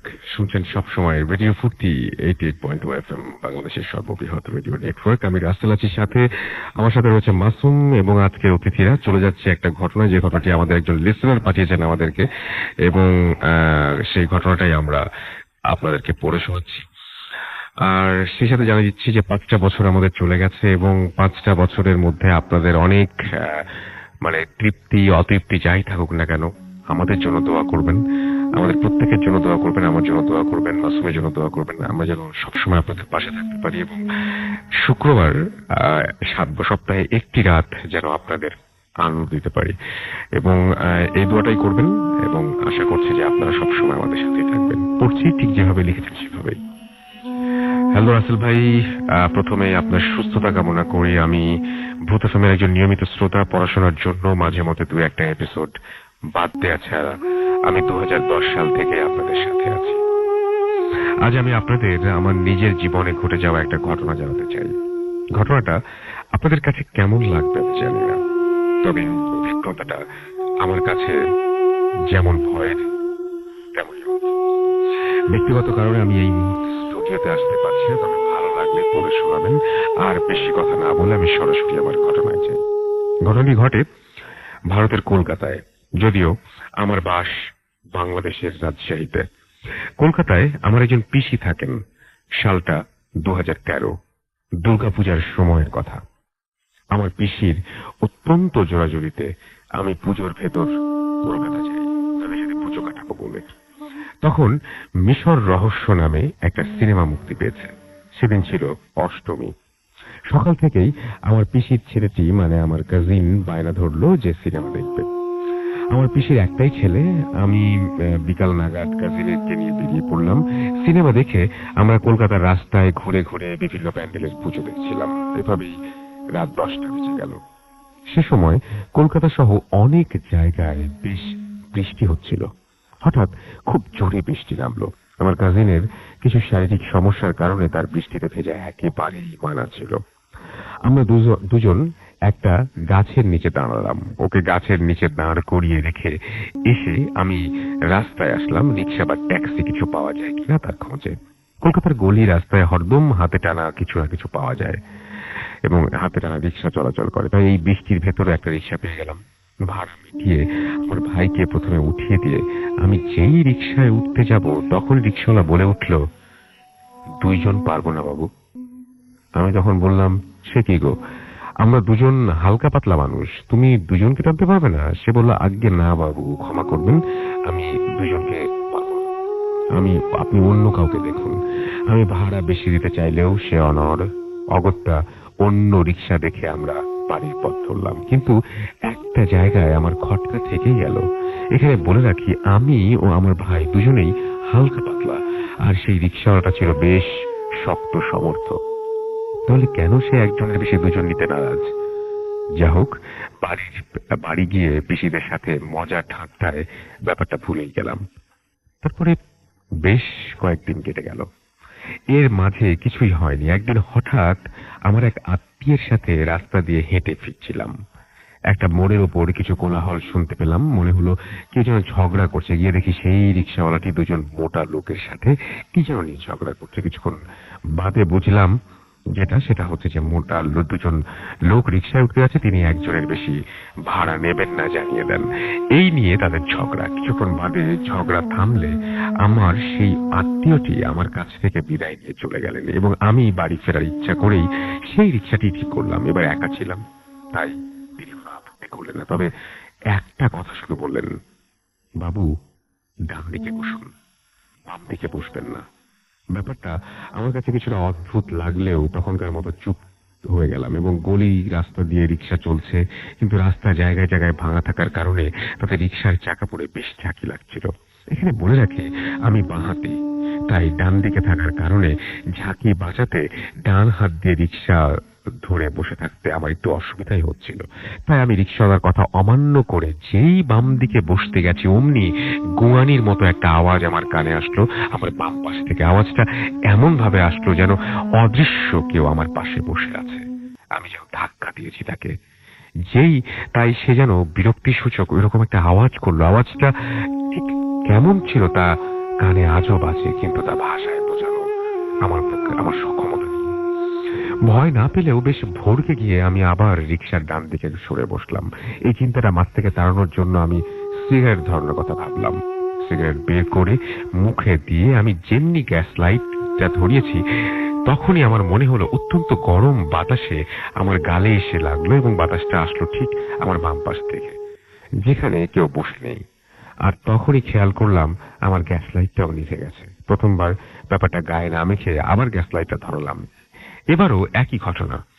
আমি আবার গ্যাস লাইট ধরলাম, আবারও সেই একই রকম বাতাসে গ্যাস লাইটটা নিভে গেল। মনে হচ্ছিল যেন বাম দিকে বসে থাকা বারবার গরম বাতাসে ফু দিয়ে কেউ আমার লাইটারটা নিভিয়ে দিচ্ছে। আমি তখন রিক্সাওয়ালাকে ব্যাপারটা বলার জন্য তার দিকে তাকালাম। তার দিকে তাকিয়ে যা দেখলাম তা সত্যিই আরো অদ্ভুত। দেখি সে রিক্সা টানতে একেবারে ঘেমে একাকার, যেন কতটা পরিশ্রম হচ্ছে। কিন্তু আমার মতো একজন হালকা মানুষকে টানতে তার মতো শক্ত সমর্থ মানুষের এত কষ্ট হওয়ার কথা না। যাই হোক, কিছুক্ষণের মধ্যে রিক্সা বাড়ির সামনে পৌঁছলে আমি ভাড়া মিটিয়ে নেমে পড়লাম। তারপর অনেক কয়েকদিন কেটে গেল। একদিন আমার বাংলাদেশে ফেরার সময় প্রায় হয়ে আসলো। দেশে ফেরার ঠিক 7 দিন আগে ঘটলো সেই ঘটনা যার মুখোমুখি আমি জীবনে দ্বিতীয়বার আর হতে চাই না। কলকাতায় আমার এক আত্মীয়ের বাসায় হাজির হলাম। তাদের বাসায় রাতের খাওয়া শেষ করে আমি রওনা দেওয়ার জন্য প্রস্তুত, কিন্তু অনেক আগে থেকেই বাইরে তুমুল বৃষ্টি হচ্ছিল। তাই আমার আত্মীয়রা আমাকে রাতে তাদের বাসায় থেকে যাওয়ার জন্য বললেন, কিন্তু কিছু কারণে সেদিন রাতে আমাকে আমার পিসির বাসাতেই ফিরতেই হতো। তাই আমি তাদের প্রস্তাবে অপারগতার কথা জানালাম। রাত 11:30 নাগাদ বৃষ্টি বেশ খানিকটা কমে এলো। আমার কাছে ছাতা ছিল, তাই আমি দেরি না করে বেরিয়ে পড়লাম। রাস্তায় এসে দেখি কোনো রিক্সা বা ট্যাক্সি নেই। আমি ফুটপাত ধরে হাঁটতে থাকলাম। দোকানগুলো সব বন্ধ হয়ে গেছিল, তাই এত বৃষ্টির ভেতর একটু একটু চিন্তাই হচ্ছিল। হঠাৎ ভগবানের আশীর্বাদে একটা হাতে টানা রিক্সাকে দূর থেকে আসতে দেখলাম। কাছে আসার পর দেখলাম সেই রিক্সাওয়ালা, যার সাথে আমার আগেও 2বার দেখা হয়েছে, এবং সেই রিক্সাওয়ালা তার রিক্সায় অতীতের অভিজ্ঞতার কথা মনে করে আমি দ্বিতীয়বার ওই রিক্সায় উঠতাম না, যদি না ওই রকম ঝড় বৃষ্টি রাতে ওই রকম বিপাকে পড়তাম। তো আমি রিক্সাওয়ালাকে ডেকে তার সাথে ভাড়া মিটিয়ে উঠে পড়লাম। রিক্সাওয়ালা আগের মতো যথারীতি বাম দিকে বসতে বলল। রাস্তা দিয়ে রিক্সা চলছে। কিছুক্ষণ রিক্সা নিয়ে দৌড়ানোর শব্দ, রিক্সার চাকার শব্দ এবং বাইরের বৃষ্টির শব্দ ছাড়া বিশেষ কোনো শব্দ আলাদাভাবে শুনতে পাচ্ছিলাম না। সেই রিক্সার অতীতের অভিজ্ঞতার কারণে এবার যথাসম্ভব বাম দিকে এড়িয়ে ডান দিকে চেপে বসেছিলাম এবং সামনে পলিথিনের পর্দা দিয়ে ঢাকা অবস্থায় রিক্সার ভেতরে বসে আছি। বাইরের কোনো কিছু আমার খেয়াল নেই। হঠাৎ একটা নিঃশ্বাস নেওয়ার শব্দ পেলাম। শব্দটা আসছে ঠিক আমার বাম পাশ থেকে। এখানে আমার বিপদের শুরু। নিঃশ্বাসের গতি ধীরে ধীরে বাড়তে লাগলো। আমার কেন যেন মনে হচ্ছিল আমার বাম পাশে রিক্সায় কেউ বসে আছে। কিছুক্ষণ পর নিঃশ্বাসের শব্দের সাথে যোগ হলো পচা মাংসের গন্ধ। এই পর্যায়ে এসে আমার একটু অস্বস্তি লাগা শুরু করলো। অস্বস্তি কমানোর জন্য আমি আমার মনকে বোঝাতে চাইলাম হয়তো রাস্তার ধারে কোনো আবর্জনার স্তূপ থেকে গন্ধ আসছে। এই পর্যন্ত আমি অস্বস্তির ভেতর থাকতেও সব ঠিকঠাক ছিল, কিন্তু এরপরই আর কিছুই ঠিক রইল না। ঘটনাটা আমি কম্পিউটারের সামনে বসে টাইপ করছি। এই মুহূর্তে আমার গায়ের লোম দাঁড়িয়ে গেছে। আমি গল্পে ফিরি। একটু পরেই নিজের অজান্তেই আমি আমার ঘাটটা বাম পাশে ঘোরালাম। হিসাব অনুসারে সেখানে কারো থাকার কথা না, কিন্তু আমি যা দেখলাম তা আমি আমার জীবনে কোনো কিছুর বিনিময়ে দ্বিতীয়বার দেখতে চাইব না। আমি বরাবর সাহসী, কোনো কিছু চট করে ভয় পাই না, কিন্তু এবার আমার সাহসের ভিত নড়ে উঠল। আমি দেখলাম গামছা দিয়ে মুখ বাঁধা অবস্থায় একজন লোক আমার পাশে বসে আছে। তার চোখটা দেখা যাচ্ছিল, কিন্তু সেটা চোখ না অন্য কিছু তা ভেবে পেলাম না, কারণ অমন কুচকুচে কালো চোখ আমি আমার জীবনে দেখিনি। চোখের সাদা অংশ বলতে কিছু ছিল না। হঠাৎ সে তার হাত দিয়ে মুখ থেকে গামছা সরালো। তার হাত এবং মুখ দেখে মনে হচ্ছিল যেন গা থেকে মাংস পচে খসে পড়ছে। সাথেই নাকে আসছিল পচা মাংসের গন্ধ। তার হাতের চেহারার জায়গায় জায়গায় হাড় দেখা যাচ্ছিল, যেন বহুদিনের পচা গলা লাশ। আর দেখলাম তার মুখে একটা চাকু বিঁধে রয়েছে, যেমনটা কাউকে খুন করলে দেখা যায়, আর সেখান থেকে সমানে রক্ত ঝরছে। এবার ঘটলো আরো মারাত্মক ঘটনা। আমি তার মুখে দেখতে পেলাম অদ্ভুত একটা হাসি। হাসিটা হেসেই সে তার গলা থেকে গামছাটা হাতে নিয়ে আমি কিছু বুঝে ওঠার আগেই ওটা আমার গলায় পেঁচিয়ে ধরে আমার মুখ বেঁধে ফেললো, ঠিক যেমন ভাবে মুখ বাঁধা অবস্থায় ছিল। ভয়ে আতঙ্কে আমি বারবার ঈশ্বরকে ডাকছিলাম, কিন্তু এবার সে যা করলো তা দেখে আমি ঈশ্বরকে ডাকতেও ভুলে গিয়েছিলাম। দেখলাম সে তার বুক থেকে চাকুটা বের করে আমার দিকে তাক করেছে। কেন সেই মুহূর্তে আমার হাতও বাধা দেওয়ার চেষ্টা করলো না আমি ভয়ে পাথর। তারপর চোখের পলকেই হাতের ধরা চাকুটা সজোরে আমার বুকের ভেতর ঢুকে দিল। তার কিছুক্ষণ পর আমার চোখ খোলা ছিল। একটু পরে আমি জ্ঞান হারালাম বা মারা গেলাম। এরপর আমার যখন জ্ঞান ফেরে, দেখি যে আমি একটা হাসপাতালের মতো কোনো একটা বিছানায় শুয়ে আছি। আমার পাশে একজন লোক বসেছিলেন। তার বয়স আনুমানিক 40 থেকে 45। তার সাথে আলাপ হলে জানলাম সে একজন নৈশ প্রহরী, নাম রমাকান্ত। আমি কোথায় ছিলাম আর এখানেই বা কিভাবে এলাম তা জিজ্ঞেস করাতে আমাকে সে সবকিছু খুলে বলল, এবং সেদিন খুব বলল যে আমি একজন চৌকিদার, রাতের বেলা শহরের রাস্তা পাহারা দেই। সেদিন খুব বৃষ্টি থাকায় একটু দেরি করে বাড়ি থেকে বের হই প্রতিদিনের মতো, এবং সেদিন আমি রাস্তায় ঘুরে ফিরে দেখছিলাম আমি যে এলাকায় পাহারা দেই সেখানে আমার সাথে আরো একজন পাহারা দেয়, ওর নাম বিশু। আমরা দুজন দুদিকে পাহারা দিচ্ছিলাম। হঠাৎ বিশুর ডাক শুনে ওদিকটায় পাহারা দৌড়ে গেলাম এবং মাটিতে পড়ে থাকা আপনাকে দেখিয়ে দিল। প্রথমে ভেবেছিলাম লাশ, পরে দেখলাম শ্বাস চলছে। তখন আপনাকে এই নার্সিং হোমে নিয়ে আসি, এবং এরপর যা হচ্ছিল তা আমার চোখের সামনে, কিন্তু আমার ধাক্কা খাওয়ার তখনও শেষ হয়নি। এবার দেখি দিনে দুপুরে একটা হাসপাতালের ওয়ার্ডে আমি যা দেখলাম তা সত্যি বড় অদ্ভুত। কয়েক সেকেন্ডের জন্য মনে হচ্ছিল আমি কি পাগল হয়ে আছি। আমি দেখলাম আমার বুকে চাকুর আঘাত তো দূরের কথা, মাথার হাতে সামান্য কেটে যাওয়া চিহ্ন ছাড়া আর কোনো আঘাতের চিহ্নই নেই। আমি তখন এই লোকটাকে জিজ্ঞেস করলাম, আচ্ছা আপনারা যখন আমাকে রাস্তায় পান তখন কি আমার মুখে কোনো গামছা জাতীয় কিছু বাধা ছিল? আপনারা কি আমার বুকে কোনো অস্ত্র বিদ্ধ ছিল? উত্তর তারা শুধুমাত্র বলল, না বাবু, আমরা তো আপনাকে কোন রকম আহত অবস্থায় পাইনি। আমার মনের ভেতর তখন কেবল একটাই প্রশ্ন ঘুরপাক খাচ্ছিল, তাহলে আমি রিকশায় কি দেখলাম আর কি ঘটেছিল আমার সাথে? এসব ভাবতে ভাবতে আমি আবারও জ্ঞান হারালাম। এরপর আমার জ্ঞান ফেরে যখন, তখন আমি দেখি যে আমার চারপাশে পিসি সহ আমার পরিবারের সবাই প্রায় 1 মাস অসুস্থ অবস্থায় আমি ইন্ডিয়াতেই কাটাই। 1 মাস পরে আমার বাবা ইন্ডিয়া গিয়ে আমাকে নিয়ে আসেন বাংলাদেশে। সম্পূর্ণ সুস্থ হতে আমার মোটামুটি 2 মাস মতো লেগেছিল এবং একটা সমস্যা আমার পিছু ছাড়েনি। বাংলাদেশে আসা সপ্তাহখানেক পরেই থেকে আমি রোজ রাত্রে একটা স্বপ্ন দেখতে শুরু করি। আমি দেখতাম যে একটি রিক্সা, আমি বসে আছি এবং ঠিক সেই লোকটি যাকে আমি রিক্সার ভেতরে দেখেছিলাম সে সেদিনের মতোই আমার মুখ বাঁধে এবং তারপর আমার বুকের থেকে চাকুটা বের করে, তার বুক থেকে চাকুটা বের করে আমার বুকে ঢুকিয়ে দেয়। স্বপ্নের এই পর্যায়ে এসে আমার প্রতিবার আমার ঘুম ভেঙে যেত। এভাবেই প্রতি রাতের স্বপ্ন দেখার মধ্য দিয়ে আমার দিন চলতে লাগলো। আমি খুব দৃঢ় মানসিকতার অধিকারী, তাই এমন অবস্থাতে আমি ভেঙে পড়িনি। তাছাড়া আমার পরিবারও অনেক সাপোর্ট দিয়েছে। কিন্তু মাত্র কিছুদিন আগে একদিন রাতে স্বপ্ন দেখতে ভালো ছিল। দিনটা 20 এপ্রিল 2015। প্রতি রাতের মতো সে রাতেও স্বপ্ন আমি দেখলাম সে আমার মুখটা প্রথমে বাঁধলো, তারপর চাকুটা নিয়ে যেমনি আমার বুকে বসাতে যাবে, এতদিনের প্রথমবারের মতো আমি তার হাতটা ধরে ফেললাম। সেদিন সে আমার বুকে চাকু বিদ্ধ করতে পারেনি। সাথে সাথেই সেদিন রাতে আমার ঘুম ভেঙে যায়। তবে সেদিনের পর থেকে আর কোনোদিনই আমি সেই স্বপ্নকে দেখিনি। এই ছিল আমার ঘটনা। ভালো লাগলে পড়াশোনাবেন, আমার জন্য প্রার্থনা করবেন যেন আমি পুরোপুরি আগের জীবনে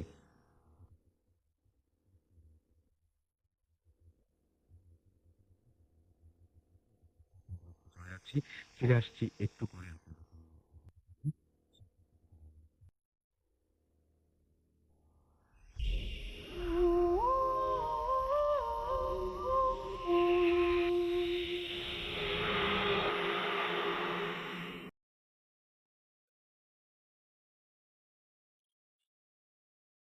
হাই রাসেল ভাই, আসসালামু আলাইকুম।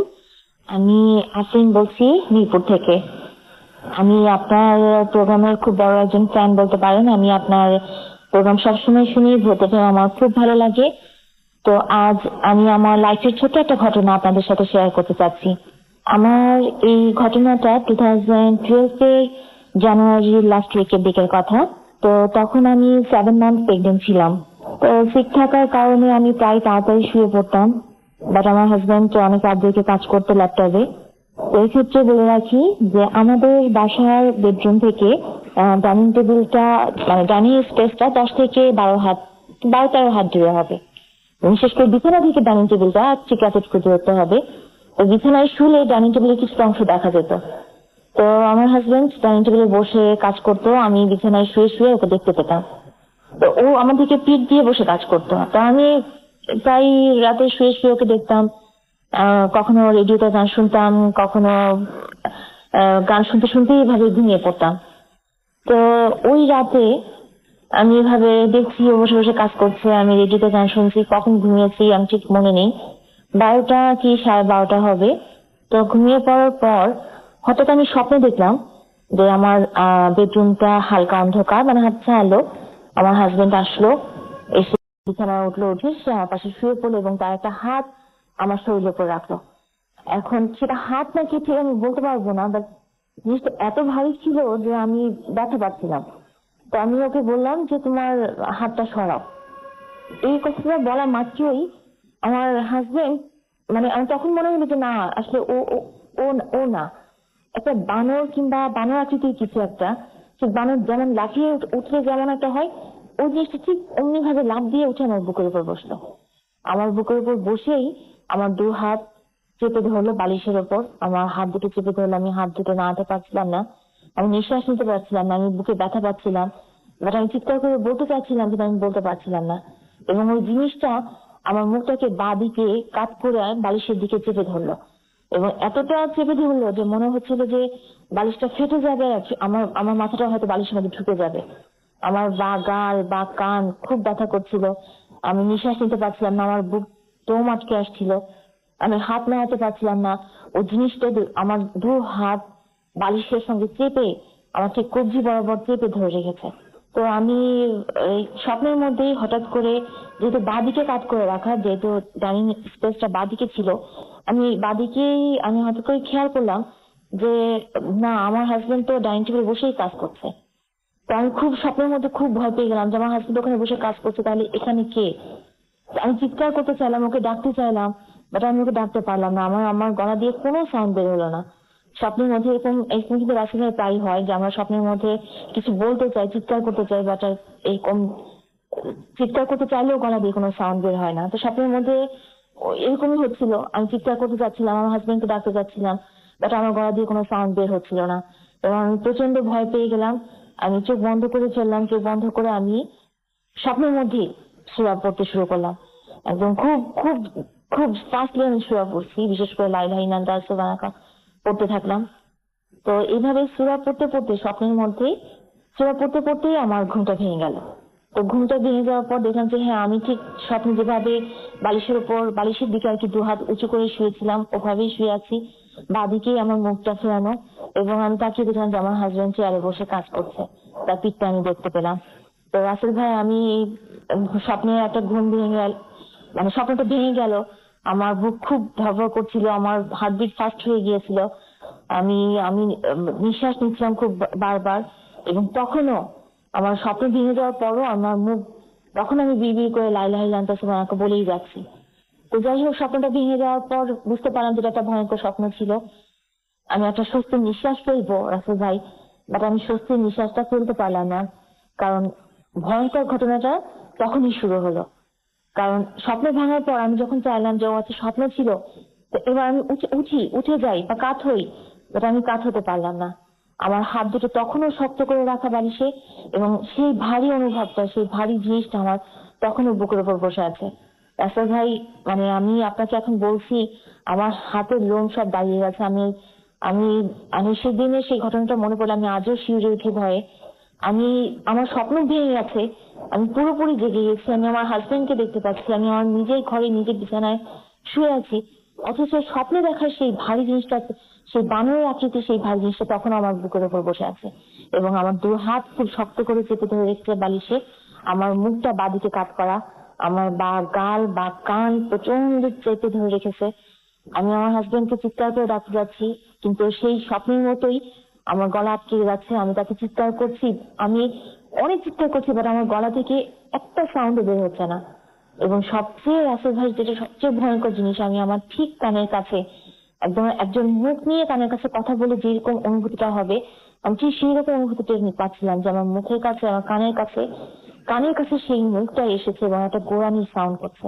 ওই জিনিসটা, এই সাউন্ডটা ঠিক কেমন হবে, কোরবানির সময় আমরা গরু কোরবানি করার পর যেমন একটা গোড়ানির একটা শব্দ হয়, ঠিক সাউন্ডটা সেই রকম ছিল, এবং আমার ঠিক কান ঘেঁষে সেই সাউন্ডটা আমি শুনতে পাচ্ছি।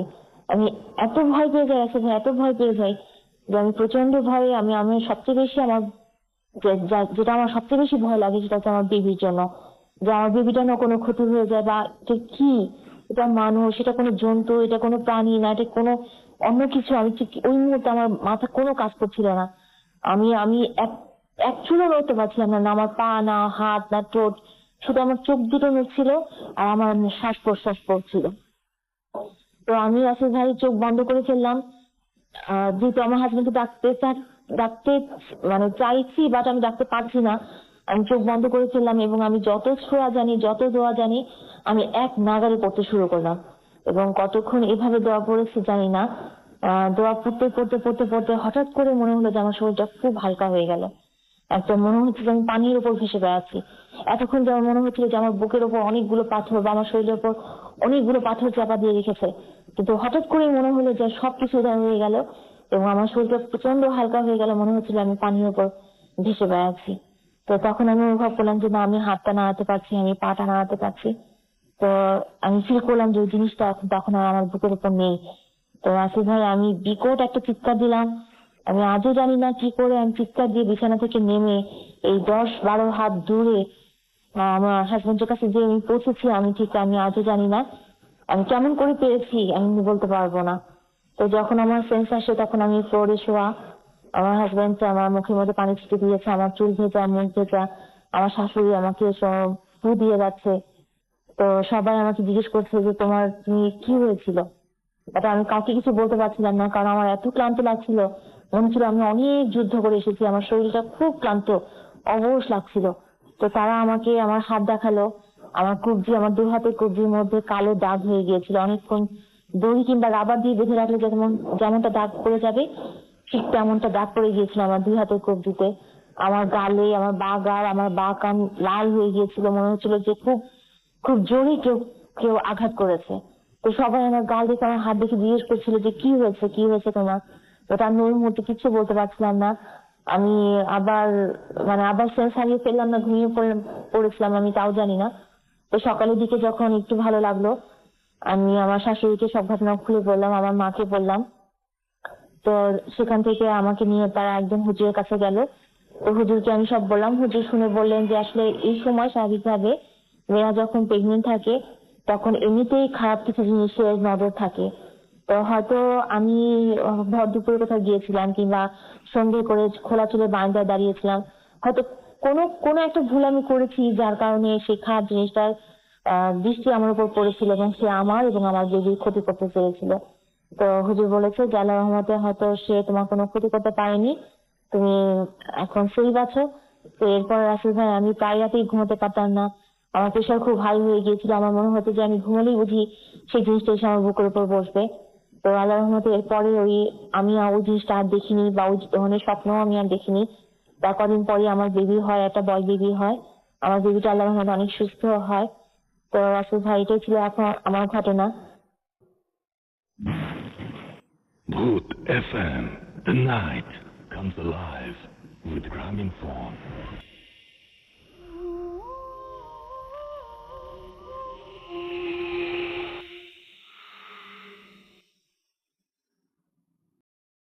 Yes, the night comes alive with Gramophone. And you're listening to Radio Food 88.2 FM, বাংলাদেশের সর্ববৃহৎ রেডিও নেটওয়ার্ক। আমি রাসেল আছি, আমার সাথে রয়েছে মাসুম এবং আজকের অতিথিরা আমি রয়েছে আরাফাত হোসেন আবিদ। আমাদের পেজ যেটা রয়েছে সেখানে লিখেছেন যে তার কাছে একটা স্টোরি আছে। আমাদেরকে অনেকেই বার্থডে উইশ করছেন। অর্ণব আদনান নুসরাত আমাদের এখানে বার্থডে উইশ করেছেন। ইন্দি জামান আমাদের এখানে বার্থডে উইশ করেছেন। রিজানুল আমিন আমাদের এখানে বার্থডে উইশ করেছেন। ফাহিম ফয়সাল আমাদের এখানে বার্থডে উইশ করেছেন। মোহাম্মদ ইসলাম, হাসানুল ইসলাম, এছাড়াও দেখতে পাচ্ছি আরো অনেকেই আমাদের এখানে আছেন ফেসবুকে যারা আছেন তারা একটা জিনিস করতে পারবেন, সেটা হচ্ছে যে সমস্ত ছবিগুলো আছে সেই ছবিগুলোতে আপনারা দেখতে পারবেন যে আমরা গতকালকে কিভাবে, এখন তো গতকাল হয়ে গেছে, গতকাল কিভাবে সেলিব্রেট করেছিলাম সেটা আপনারা দেখতে পাবেন আর কি। আমাদের যদিও 13 তারিখ ছিল বার্থডেটা, কিন্তু আমরা 14 তারিখে করতে হয়েছিল, কারণ 13 তারিখ ছিল বৃহস্পতিবার, সুতরাং আমরা 14 তারিখে করেছি। অলরাইট, আমরা চলে যাব এখন আরো একটা ঘটনায়, এবং আমাদের সঙ্গে এখন যিনি ঘটনা বলবেন তা, আপনার নামটা প্লিজ একটু বলবেন। Assalamualaikum listeners. আমার নাম সাদমান শিব্বির রাশা, আই এম ফ্রম উত্তরা। ওকে, আপনার ঘটনা শুনি আমরা। জি রাসেল ভাই, একটা মিনিট, আমি ঘটনা শুরু করার আগে আমার ফ্রেন্ডসদেরকে একটু বলতে যাচ্ছি যা এত রাত জেগে ভূত এফএম শুনছে, দ্য লিথল অ্যাভেঞ্জার্স টিম, তো ওদেরকে শুভেচ্ছা জানাচ্ছি। তো আমি আমার ঘটনায় সরাসরি চলে যাচ্ছি। আমার ঘটনাটি অ্যাকচুয়ালি উত্তরার সেক্টর 4 এর, রোড নাম্বারটা আমি বলছি না। জি। তো ঘটনাটি অ্যাকচুয়ালি আমাদের অপোজিট ফ্ল্যাটের ঘটনা। তো আমরা আমাদের ফ্ল্যাটে আজ থেকে লাইক 10-11 বছর ধরে আছি। তো 10-11 বছরের মধ্যে আমরা দেখেছি যে আমাদের ফ্ল্যাটে লাইক নর্মালি ভাড়াটিয়া চেঞ্জ হচ্ছে, মানে অপোজিট যে ফ্ল্যাটটা ওখানে ভাড়াটিয়ারা চেঞ্জ হচ্ছে। তো লাইক সবসময়ের মতো আমরা ভাবলাম যে কোনো রিজনে হবে যে ভাড়াটিয়া চেঞ্জ হচ্ছে, কোন একটা কারণে হয়তো চেঞ্জ হয়, কোনো একটা কারণে চেঞ্জ হয়ে যায়। বাট রিসেন্টলি গত কয়েক মাস ধরে যে ভাড়াটিয়া আমাদের অপোজিট ফ্ল্যাটে থাকছে ওদের সাথে আমাদের একটি সম্পর্ক গড়ে ওঠে। সম্পর্কটা অ্যাকচুয়ালি আমার ড্যাডের, আমার আব্বুর। তো ওদের ফ্যামিলির যে হেড, ওদের সাথে সম্পর্কটা গড়ে ওঠে। তো উনি আমাদেরকে একটি ঘটনা বললেন যা আমাদের পুরো আইডিয়াটাই চেঞ্জ করে দিল। আচ্ছা। উনি বললেন যে ওনাদের ফ্যামিলিতে লাইক প্রথম কোনো সমস্যা হয়নি, কিন্তু কিছু মাস থাকার পরে ওনার যে ওয়াইফ আর ওনার ছোট ছেলে, ওনারা রাতের বেলা যখনই ধরেন রাতের বেলা ওয়াশরুমে যাওয়ার জন্য উঠলো বা পানি খাওয়ার জন্য উঠলো, ওনাদের ড্রয়িং রুমে দেখতেন যে একটি ফ্যামিলি বসে আছে। ফ্যামিলির মানে বলতে গেলে একজন লোক, একজন মহিলা আর একজন ছেলে। তো প্রথমে এটা ওনার ওয়াইফ দেখলেন। ওয়াইফ দেখার পরে ভাবলেন যে আচ্ছা রাতে ঘুমের ঘোরে হয়তো বা দেখেছেন।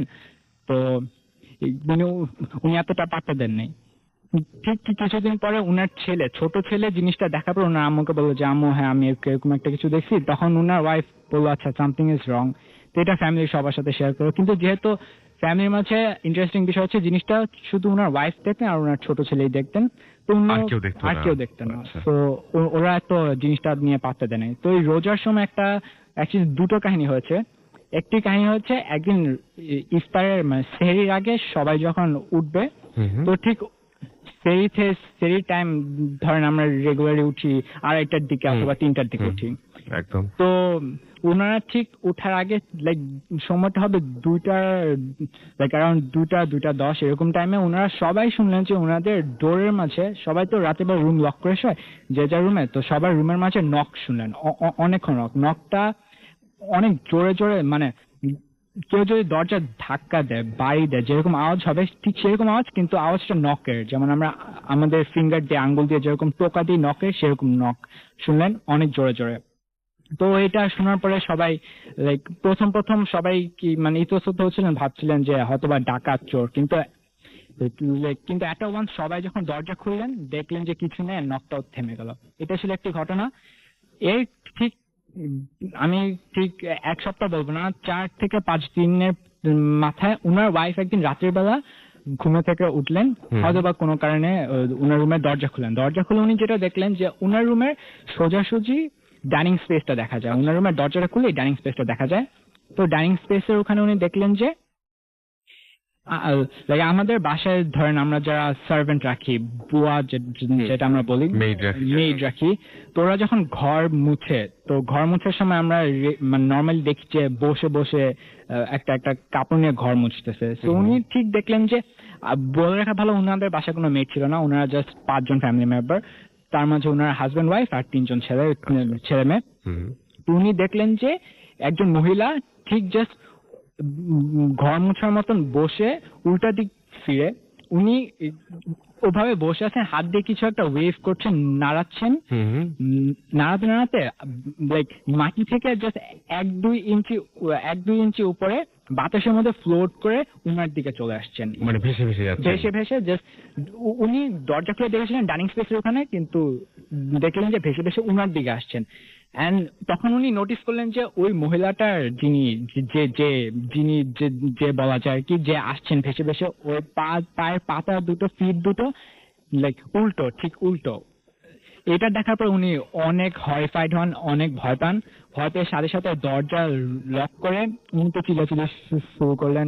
ওনার হাজবেন্ড উঠলো, তারপরে বাচ্চা সবাই উঠলো, তখন আর কিছু আর কোনো সমস্যা নেই। তো এইটাই ঘটনা। তো কয়েকদিন পরে যখন আব্বুকে উনি মানে ওনার হাজবেন্ড জিনিসটা শেয়ার করলেন, তো আব্বু আমাকে বললো, আমি শুনলাম।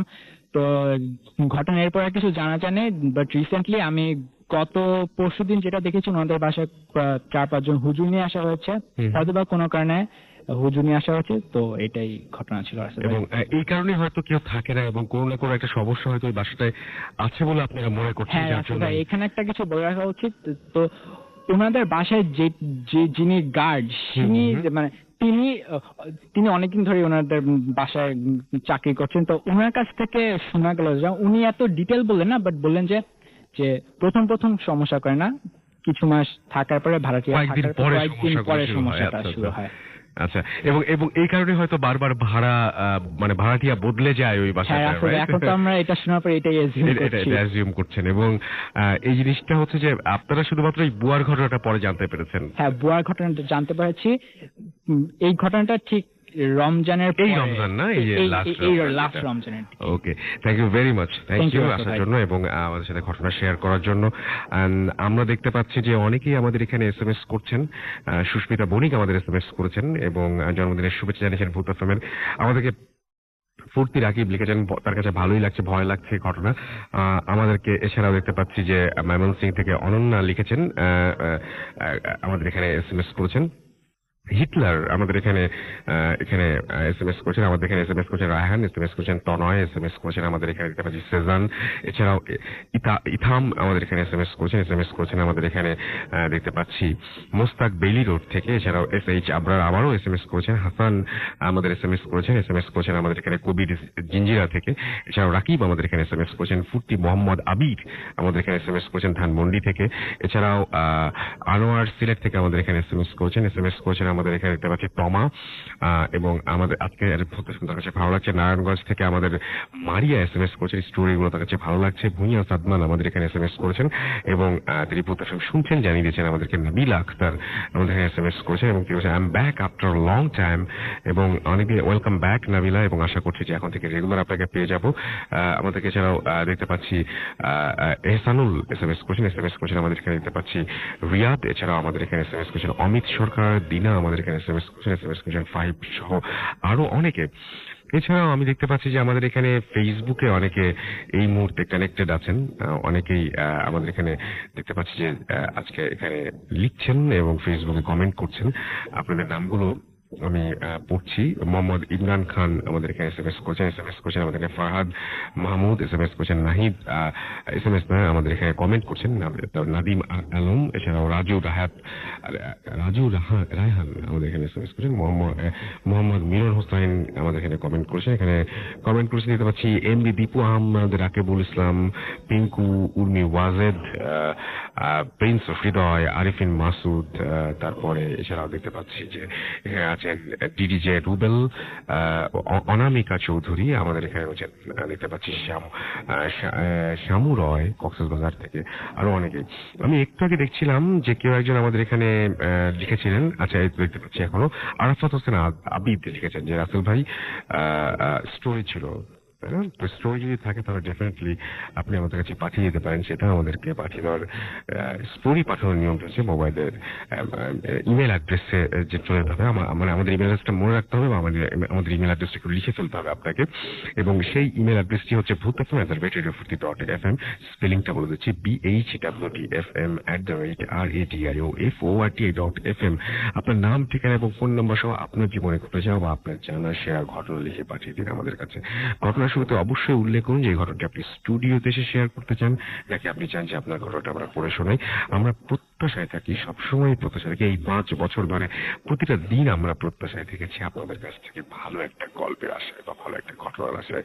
আশা করছি যে আগামী সপ্তাহেও আপনারা সেরকম হতাশ করবেন না এবং আমরা পেয়ে যাবো আপনাদের কাছ থেকে সেরা কোনো ঘটনা। আমরা চলে যাচ্ছি আমাদের পরবর্তী অতিথির কাছে। আপনার নামটা প্লিজ একটু বলবেন, তারপরে বলবেন যে আপনি কোথা থেকে এসেছেন। হ্যালো লিসেনার্স, আমার নাম মেহেদী হাসান হৃদয়, চট্টগ্রাম থেকে এসেছি আমি। জি, আমি এটাই বলতে চাচ্ছিলাম, মেহেদী হাসান হৃদয় চট্টগ্রাম থেকে এসেছেন এবং অনেক কষ্ট করে এত দূর থেকে তিনি এসেছেন ঢাকায়। তিনি আছেন একটা রিলেটিভের বাসায় এবং সেখান থেকে তিনি আমাদের এখানে অংশ নিয়েছেন এবং থ্যাংক ইউ ভেরি মাচ যে এত কষ্ট করে এত দূর থেকে এখানে এসেছেন। কতক্ষণ লেগেছে আপনাদের আসতে? আমাদের 9 ঘন্টার মতো লেগেছে চট্টগ্রামে পৌঁছানোর জন্য, ঢাকায় পৌঁছানোর জন্য। সরি, ঢাকা পৌঁছানোর জন্য। আচ্ছা, চলে যাই আপনার ঘটনায়। রাসেল ভাই, একটু আমার ঘটনা যাওয়ার আগে আমার ফ্রেন্ড আকিব যে আমার সাথে এসেছে তাকে অনেক আপনাকে থ্যাঙ্কস। ঢাকায় রেখেছেন এবং আপনাকে নিয়ে এসেছেন। Okay, thank you very much Aqib. আচ্ছা, আমরা চলে যাই ঘটনায়। যে ঘটনাটা যেটা ঘটেছে সেটা হচ্ছে আমার বড় বোনের সাথে। আমরা 4 ভাই বোন এবং আমার একমাত্র বোন যে বড়, তার সাথে ঘটনাটা শুরুটা হচ্ছে তার বয়স যখন 3 বছর কি 4 বছর, সে সময় সে বয়স 3 থেকে 4 বছর ছিল, তার হঠাৎ মাঝে মাঝে জ্বর আসতো এবং ঘুমের মধ্যে ঘুম ভেঙে যেত ভয়ে, এবং যে স্বাভাবিকই সে অনেক কান্না করতো ঘুম থেকে উঠে, অথবা যখন জ্বরটা আসতো জ্বরটা সহজে যেত না। আমার আম্মু সেটার প্রতিকার হিসাবে ডাক্তার দেখাতো এবং মেডিসিন যেটা ইউজ করতো, কিন্তু মেডিসিনে সেসব কোনো কাজ হতো না। সেই মেডিসিনের কাজ না হওয়ার পরে এক সময় আমার আম্মু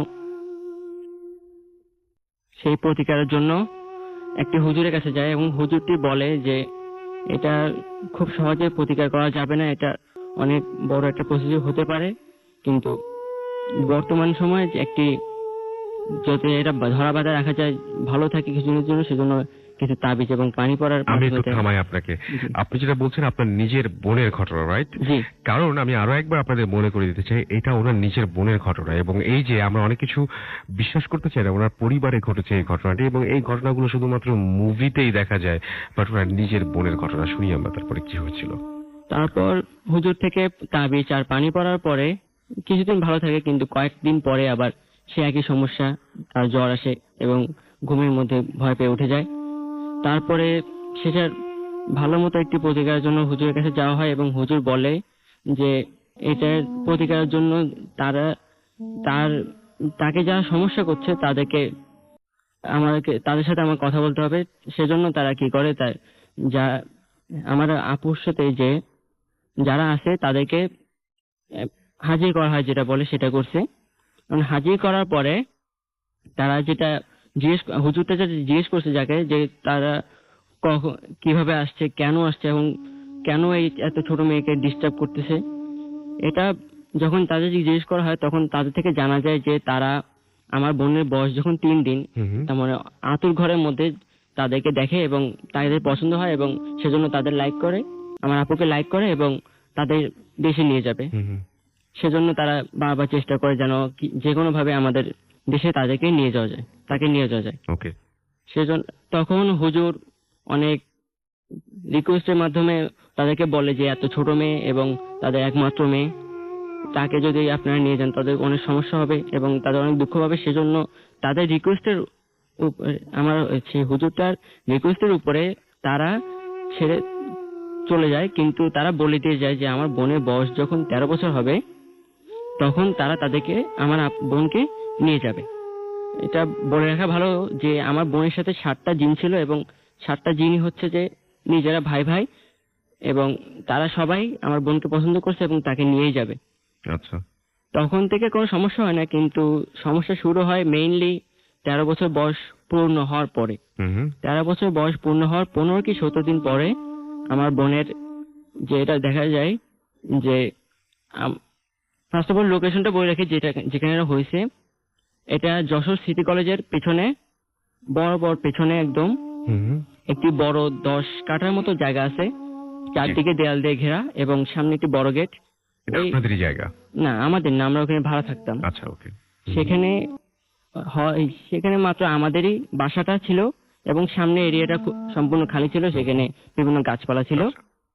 যে ঘরটাতে ঘটেছে সেটা ছিল সামনে একটি ছোট বারান্দা এবং ভিতরে একটি হল রুমের মতো, যে এক পাশে একটি খাদ্য, আরেক পাশে একটি খাদ্য এবং মধ্যখানে সম্পূর্ণ জায়গাটা খালি। আচ্ছা। যেদিন ঘটনাটা ঘটে সেদিন আমার আপু ঠিক মধ্যখানে একটি বিছানা পেতে পড়তেছিলেন এবং আমরা 2-3 ভাই 2 পাশে ছিলাম। এখন আমরা হঠাৎ করে দেখতে থাকি যে আমার বোনের যে বিছানাটা যেখানে উপর বসে পড়তেছে সেটা আস্তে আস্তে উপর দিকে উঠে যাচ্ছে। আচ্ছা। সেটা সেই সময় আমার বয়স ছিল 3.5 বছরের মতো এবং আমার মেজো ভাইয়ের বয়স কিছু মনে আছে ওই সময়ের কথা দুই একটু? জি, আমার হালকা হালকা মনে আছে যে আমার কিভাবে ওটা হচ্ছে, অথবা মানুষের যে ভয়টা যে পাচ্ছে সেটা আমার হালকা হালকা মনে আছে। আচ্ছা। আর বাকিটা আমার আম্মু থেকে শুনেছেন। তারপর কি হলো? তারপর ওটা দেখার পরে আমি যেহেতু ছোট ছিলাম সেহেতু আমরা একটা ভয় পেয়ে চিৎকার দিয়ে উঠি। চিৎকার দেওয়ার কারণে আশেপাশে যে আন্টিরা ছিল, প্রতিবেশীরা ছিল, তাদের মধ্যে থেকে একজন প্রথমে আসে এবং তিনি যখন আসে তখন অলরেডি আমার আপুকে প্রায় 4 থেকে 5 ফুট উপরে তারা তুলে ফেলেছে পাটি সহ, কিন্তু আমার আপুর সেই সেন্সটা নেই যে সে উপরে আছে নাকি নিচে আছে। আচ্ছা। সে পড়তে আসে তার মতো। সে আন্টিরা এটা দেখার পরে অনেক দোয়া দরুদ পড়ে এবং তাকে নিচে টানার চেষ্টা করে, কিন্তু তার পক্ষে সম্ভব হয় না। তারপর তিনি আরো যখন একটু চিল্লাচিল্লি করে তখন আশেপাশে আরো কয়েকজন আন্টিরা চলে আসে।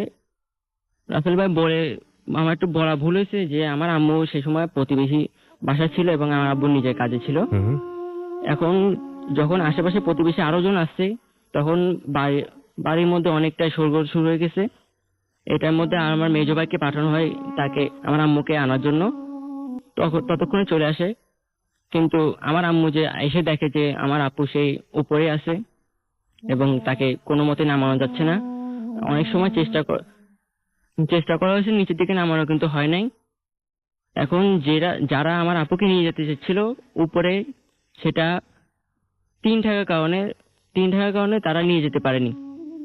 বারবার চেষ্টা করছে কিন্তু নিয়ে যেতে পারেনি। লাস্ট পর্যন্ত আমার আপুকে উপর থেকে এক প্রকার ফেলে দিয়ে তারা চলে যায়। কিন্তু চলে যাওয়ার আগে তারা আমার আপুর একটা বড় ধরনের ক্ষতি করে দিতে চায়।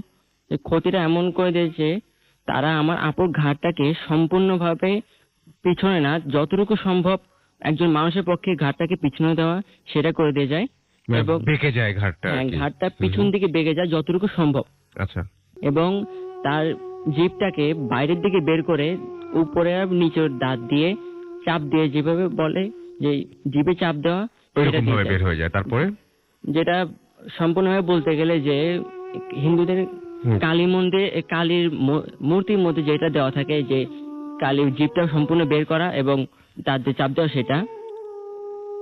তারপরে এটা যখন হয় তার মধ্যে আমার আব্বুও চলে আসে এবং আসার পরে এই ঘটনা দেখার পরে তারা কি করে, খুব তাড়াতাড়ি একজন বড় হুজুরের কাছে যায় এবং হুজুর আমার ফার্স্ট টাইম আমার আপুকে দেখে এই কাজটা করতে মানা করে দেয়, কারণ সে বুঝতে পারে যে যে কাজটা এসেছে তার কাছে সেই কাজটা তার পক্ষে করা সম্ভব, কিন্তু তারও অনেক ক্ষতি হতে পারে। রাইট। সেজন্য ফার্স্ট টাইম তিনি মানা করে দেয়। তিনি হ্যাঁ। অমত দিয়েছিলেন। তারপরে কিন্তু আমার আম্মুর কান্নায় দেখে এবং তার দুঃখ দেখে শেষ পর্যন্ত তিনি রাজি হয় এবং তিনি বলে যে এটার জন্য কোনো ক্ষতি হলে কিন্তু আমি দায়ী না। আচ্ছা। সেজন্য তারপরে তিনি একটা প্রসিডিউর করে যে তাকে, আমার আপুকে গোসল করানো হয় পরা পানি দিয়ে।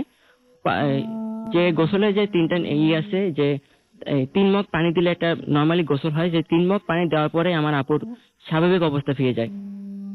সেটা পরে সেখান থেকে আমরা যখন নিয়ে আসে, তখন অন দা ওয়েতে রিক্সা করে আসতেছিল, অন দা ওয়েতে তারা যখন আসতেছে রিক্সাটা বারবার মনে হচ্ছে যে উল্টে যাবে অথবা পড়ে যাবে একদিকে কাত হয়ে। সেটা দেখে রিক্সাওয়ালা ভয় পেয়ে যায় এবং রিক্সাওয়ালা আমার আপুকে এবং আমার আম্মু আব্বুকে রেখে চলে যায়। তখন যখন আবার বাসার দিকে ফেরত যাবে, ঠিক সেই সময় আবার সেই আগের পজিশনে দিয়ে যায় তারা, যে ঘাড় পিছনে এবং জিভ বের করা। তারপরে সাথে সাথে সে আবার হুজুরের কাছে যাওয়া হয়। হুজুরের কাছে যাওয়ার পরে হুজুর যখন বুঝে যে এটা খুব সহজে যাবে না, সেজন্য তিনি কি করে, আগে আমার বোনকে ঠিক করে একবার গোসল করানো হয় এবং তারপরে তিনি এইটা করে যে যে 7 জন আসে আমার বোনের সাথে তাদেরকে বোতলবন্দি করার চেষ্টাটা করে এবং বোতলবন্দি করার চেষ্টাতে 6 জনকে বোতলবন্দি করতে পারে এবং একজনকে করতে পারে না। ছোট যে ছিল সবচেয়ে তাকে করতে পারে না। এবং তার সাথে যেসব জিন থাকে সাহায্যের জন্য, তাদেরকে দ্বারা সে বোতলটাকে এমন দূরে পাঠানো হয় যাতে কখনো ফিরে না আসতে পারে।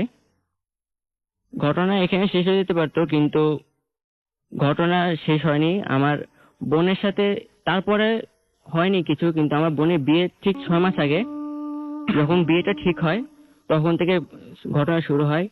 সেই যে ছোটরা যে ছাড়া পেয়ে গিয়েছিল, সে কি করে আমার বোনকে বারবার প্রজেক্ট করে এবং তাকে নিয়ে যাওয়ার চেষ্টা করে এবং এমনও হয় যে তার মধ্যে এসে বিভিন্ন ধরনের অন্যরকম ভাবে কথাবার্তা বলা এবং বারবার চেষ্টা করা হয় আর কি, সেরকম ধরনের হ্যাঁ। ব্যাপারগুলো ঘটে, কিন্তু তেমন কোনো বড় কিছু হয় নাই। না, বড় কিছু হয়তো যদি সে সময় আমার আপুকে ঠিক না করা যেত। কিন্তু ঠিক করা গিয়েছিল। সেজন্য আমার আপু এখনো জীবিত আছে। আচ্ছা, তারপরে বিয়ে হয়েছিল আপনার? হ্যাঁ, বিয়ে হয়েছিল এবং বিয়ের পরে থেকে আরো বেশি সমস্যা শুরু করে, কারণ তাদের ইচ্ছা ছিল যে তাদের দেশে নিয়ে যাবে, তার অন্য একজনের সাথে বিয়ে হয়ে গেছে, সেজন্য তারা বারবার প্রজেক্ট করতো এবং বারবার প্রজেক্ট করার মাধ্যমটা ছিল যারা, সেটা হচ্ছে যে তারা একটা ফল আমার বোনকে খাইয়েছিল, যেটা ঘুমের মধ্যে খাওয়ানো বলে, সেটা খাইয়েছিল এবং এটা আমার বোনের থেকে যখন প্রজেক্ট অবস্থায় আমরা জানতে পারছি তার থেকে। ওইটার ফলে যখন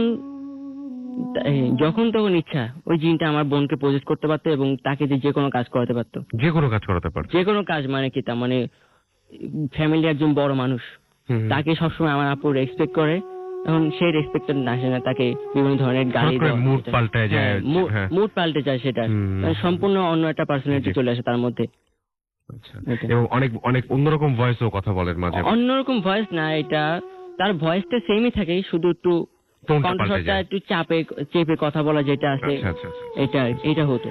কিন্তু এই ব্যাপারটা হচ্ছে আপনাদের ফ্যামিলির সবাই দেখেছে যে ওনার ঘাটটা বেশ খানিকটা বেঁকে গেছিল যখন প্রথমবার অ্যাটাক করে, এবং ওই সময় ওই ভয়ঙ্কর মুহূর্তে আপনার বোনকে সুস্থ করা গিয়েছিল বলেই এখনো তিনি বেঁচে আছেন বলে আপনারা মনে করছেন, এবং এখন তিনি সুস্থ আছেন। জি, আলহামদুলিল্লাহ।